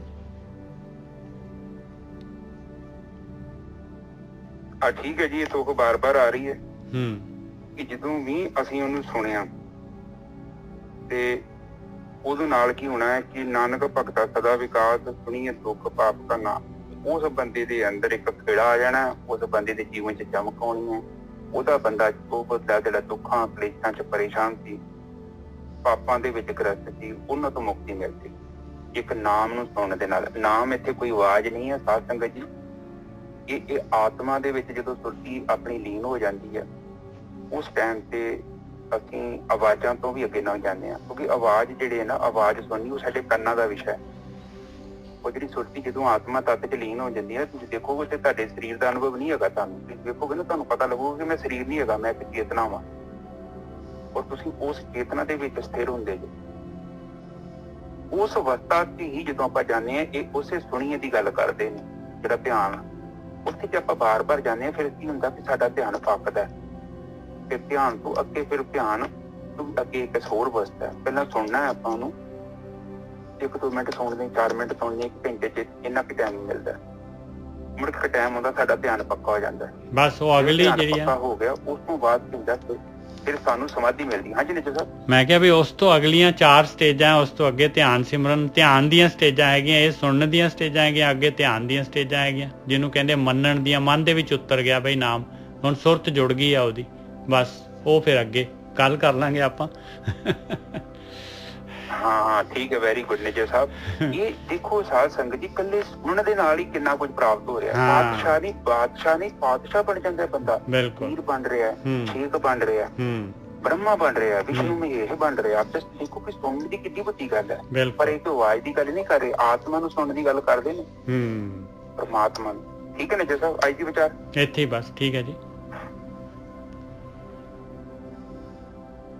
ਹਾਂ ਠੀਕ ਹੈ। ਸਾਧ ਸੰਗਤ ਜੀ ਬਸ ਇਹ ਪੇਸ਼ੈਂਟ ਰੱਖਿਆ ਕਰੋ, ਕਿਉਂਕਿ ਬਾਣੀ ਕਈ ਵਾਰੀ ਏਦਾਂ ਦੀ ਆ ਜਾਂਦੀ ਹੈ ਨਾ, ਉਹਨੂੰ ਬਾਣੀ ਨੂੰ ਖੋਲਣਾ ਟਾਈਮ ਲੱਗਦਾ ਹੈ ਸਾਨੂੰ। ਕਿਉਂਕਿ ਜਾਂ ਤਾਂ ਪਹਿਲਾਂ ਪਲਾਨ ਕੀਤਾ ਹੋਵੇ, ਪਲਾਨ ਤਾਂ ਆਪਾਂ ਕਰਦੇ ਨਹੀਂ। ਆਪਾਂ ਤੇ ਜੋ ਸਮੇਂ ਦੇ ਹਿਸਾਬ ਨਾਲ ਚੀਜ਼ ਆਉਂਦੀ ਆ ਉਹ ਤੁਹਾਡੇ ਸਾਹਮਣੇ ਰੱਖ ਦਈਦੀ ਆ। ਚੰਗੀ ਚੰਗੀ ਚੀਜ਼ਾਂ ਆਪ ਚੁੱਕ ਲਿਆ ਕਰੋ, ਤੇ ਜਿਹੜੀ ਚੀਜ਼ ਨਹੀਂ ਪਸੰਦ, ਜਿੱਦਾਂ ਦੁਕਾਨ ਤੇ ਜਾਈਦਾ ਆਪਾਂ ਸਾਰੀਆਂ ਚੀਜ਼ਾਂ ਥੋੜੀ ਖਰੀਦ ਲੈਂਦੇ ਹਾਂ। ਹੁਣ ਤੇ 40-50 ਕਿਲੋ ਸਬਜ਼ੀ ਪਈ ਆ, ਤੇ ਆਪਾਂ 1-1.5 ਕਿਲੋ ਜਿੰਨੀ ਚੁੱਕਣੀ ਦੀ ਆਪਾਂ ਨੂੰ ਲੋੜ ਅਨੁਸਾਰ ਚੁੱਕ ਲੈਂਦੇ, ਤੇ ਬਾਕੀ ਆਪਾਂ ਉੱਥੇ ਰਹਿਣ ਦਿੰਦੇ ਹਾਂ। ਇਸੇ ਹੀ ਤਰ੍ਹਾਂ ਗੁਰਬਾਣੀ ਦੇ ਵਿੱਚ ਜਦੋਂ ਅਸੀਂ ਵਿਆਖਿਆ ਕਰਦੇ ਹਾਂ, ਚੰਗੀਆਂ ਗੱਲਾਂ ਲੱਗਣ ਤੁਹਾਨੂੰ ਸਹੀ ਜਾਪਣ ਤੇ ਚੁੱਕ ਲਓ, ਬਾਕੀ ਜਿਹੜੀਆਂ ਨਹੀਂ ਚੰਗੀਆਂ ਲੱਗਦੀਆਂ ਉਹਨਾਂ ਨੂੰ ਛੱਡ। ਠੀਕ ਹੈ ਨਿਸ਼ਚੈ ਸਾਹਿਬ? ਬਿਲਕੁਲ ਠੀਕ ਹੈ ਜੀ, ਬਿਲਕੁਲ ਠੀਕ ਹੈ। ਇਹ ਤਾਂ ਸੰਗਤ ਰੂਪ ਦੇ ਵਿੱਚ ਵਿਚਾਰ ਹੋ ਰਹੀ ਹੈ, ਬਸ ਇਹ ਤਾਂ ਵਿਚਾਰ ਹੈਗੀ ਆ, ਇਹ ਕੋਈ ਅਥਾਰਟੀ ਨਹੀਂ ਹੈਗੀ ਆ, ਇਹ ਕੋਈ ਜੀ ਪੱਥਰ ਦੀ ਲਕੀਰ ਨਹੀਂ ਹੈਗੀ ਭਾਈ, ਇਹ ਵਿਚਾਰ ਹੈਗੀ ਬਸ। ਹਾਂਜੀ ਹਾਂ, ਕੱਲ ਨੂੰ ਅਸੀਂ ਆਪਣੀ ਵਿਚਾਰ ਨੂੰ ਚੇਂਜ ਵੀ ਕਰ ਸਕਦੇ ਹਾਂ। ਇਹ ਨਹੀਂ ਕਿ ਅੱਜ ਇਹ ਕਿਹਾ ਤੇ ਕੱਲ ਨੂੰ ਅਸੀਂ ਉੱਥੇ ਫਸੇ ਹੋਏ ਹਾਂ। ਕੱਲ ਨੂੰ ਜੇ ਕੋਈ ਹੋਰ ਗੱਲ ਬਣ ਗਈ ਤਾਂ ਉਸ ਅਸੀਂ ਪਹਿਲੀ ਜਿਹੜੀ ਵਿਚਾਰ ਕੀਤੀ ਉਹਨੂੰ ਚੇਂਜ ਵੀ ਕਰ ਸਕਦੇ ਹਾਂ। ਬਿਲਕੁਲ ਠੀਕ ਹੈ। ਪਰ ਆਤਮਾ ਦਾ ਚਿੰਤਨ ਹੈ ਨਾ, ਉਹ ਭਾਵੇਂ 100 ਸਾਲ ਕੀ ਲੱਖ ਸਾਲ ਵੀ ਕਰਦੇ ਰਹੋਗੇ, ਜਿਹੜਾ ਪਹਿਲਾਂ ਕੀਤਾ ਉਹ ਪੁਰਾਣਾ ਹੋ ਜਾਣਾ, ਫਿਰ ਨਵਾਂ ਆ ਜਾਣਾ। ਠੀਕ ਹੈ ਨਿਸ਼ਚੈ ਸਾਹਿਬ? ਬਿਲਕੁਲ ਠੀਕ ਹੈ ਜੀ, ਬਿਲਕੁਲ ਠੀਕ ਹੈ, ਬਿਲਕੁਲ ਠੀਕ ਹੈ। ਇਹ ਕੋਈ ਪਦਾਰਥ ਨਹੀਂ ਹੈਗਾ ਕਿ ਲੋਹਾ ਕਹਿਤਾ ਤੇ ਗੱਲ ਖਤਮ। ਇਹ ਆਤਮਾ ਚਿੰਤਨ ਹੈ, ਭਾਵੇਂ ਤੁਸੀਂ 50 ਸਾਲ ਕੀ 100 ਸਾਲ ਕਰਦੇ ਜਾਓਗੇ, ਜਿਵੇਂ ਜਿਵੇਂ ਆਪਾਂ ਕਰਦੇ ਜਾਣਾ ਨਾ ਇਵੇਂ ਤਿਵੇਂ ਆਪਣਾ ਚਿੰਤਨ ਬਦਲਦਾ ਜਾਣਾ। ਜਿਹਦੇ ਨਵਾਂ ਨਰਵਾ ਜੀ, ਨਵਾਂ ਅਨੁਭਵ ਆਉਂਦਾ ਜਾਣਾ ਜੀ, ਨਵਾਂ ਨਰਵਾ ਆਉਂਦਾ ਜਾਣਾ ਬੰਦੇ। ਹਾਂ ਬਸ ਠੀਕ ਹੈ, ਇਹ ਚੀਜ਼ ਸੋਚਣੀ ਹੈ। ਇਹ ਆਤਮਾ ਹੈ, ਜਦੋਂ ਵੀ ਆਪਾਂ ਜਾਂਦੇ ਹਾਂ ਤੇ ਆਤਮਾ ਦਾ ਚਿੰਤਨ ਕਰਦੇ ਹਾਂ, ਵਿਚਾਰ ਕਰਦੇ ਹਾਂ, ਤੇ ਨਵੀਂ ਵਿਚਾਰ ਚੱਲਦਾ ਰਹਿੰਦੀ ਹੈ। ਔਰ ਕਿਉਂਕਿ ਇਹ ਹਰ ਕੋਈ ਸਮੇਂ ਦੇ ਹਿਸਾਬ ਨਾਲ ਹੀ ਆਪਣੀ ਜੋ ਸਾਡੀ ਜਿੰਨਾ ਸਾਡੀ ਹੁਣ ਇਸ ਟਾਈਮ ਬੁੱਧੀ ਹੈਗੀ, ਅਸੀਂ ਉਹਨਾਂ ਦੀ ਤੁਹਾਨੂੰ ਦੱਸ ਸਕਦੇ ਹਾਂ। ਹੋਰ 2-4 ਦਿਨਾਂ 'ਚ ਹੋਰ ਚੇਂਜ ਹੋ ਜਾਣਾ ਵਾ, ਉਹ ਨਵਾਂ ਗਿਆਨ ਆ ਜਾਣਾ, ਪੁਰਾਣਾ ਪਿੱਛੇ ਰਹਿ ਜਾਣਾ। ਇਹ ਚੀਜ਼ਾਂ ਜਿਹੜੀਆਂ ਅੱਗੇ ਚੱਲਦੀਆਂ ਹੀ ਰਹਿਣੀਆਂ। ਠੀਕ ਹੈ ਨਿਜਰ ਸਾਹਿਬ? ਬਹੁਤ ਵਧੀਆ ਜੀ, ਬਹੁਤ ਵਧੀਆ। ਹਾਂਜੀ।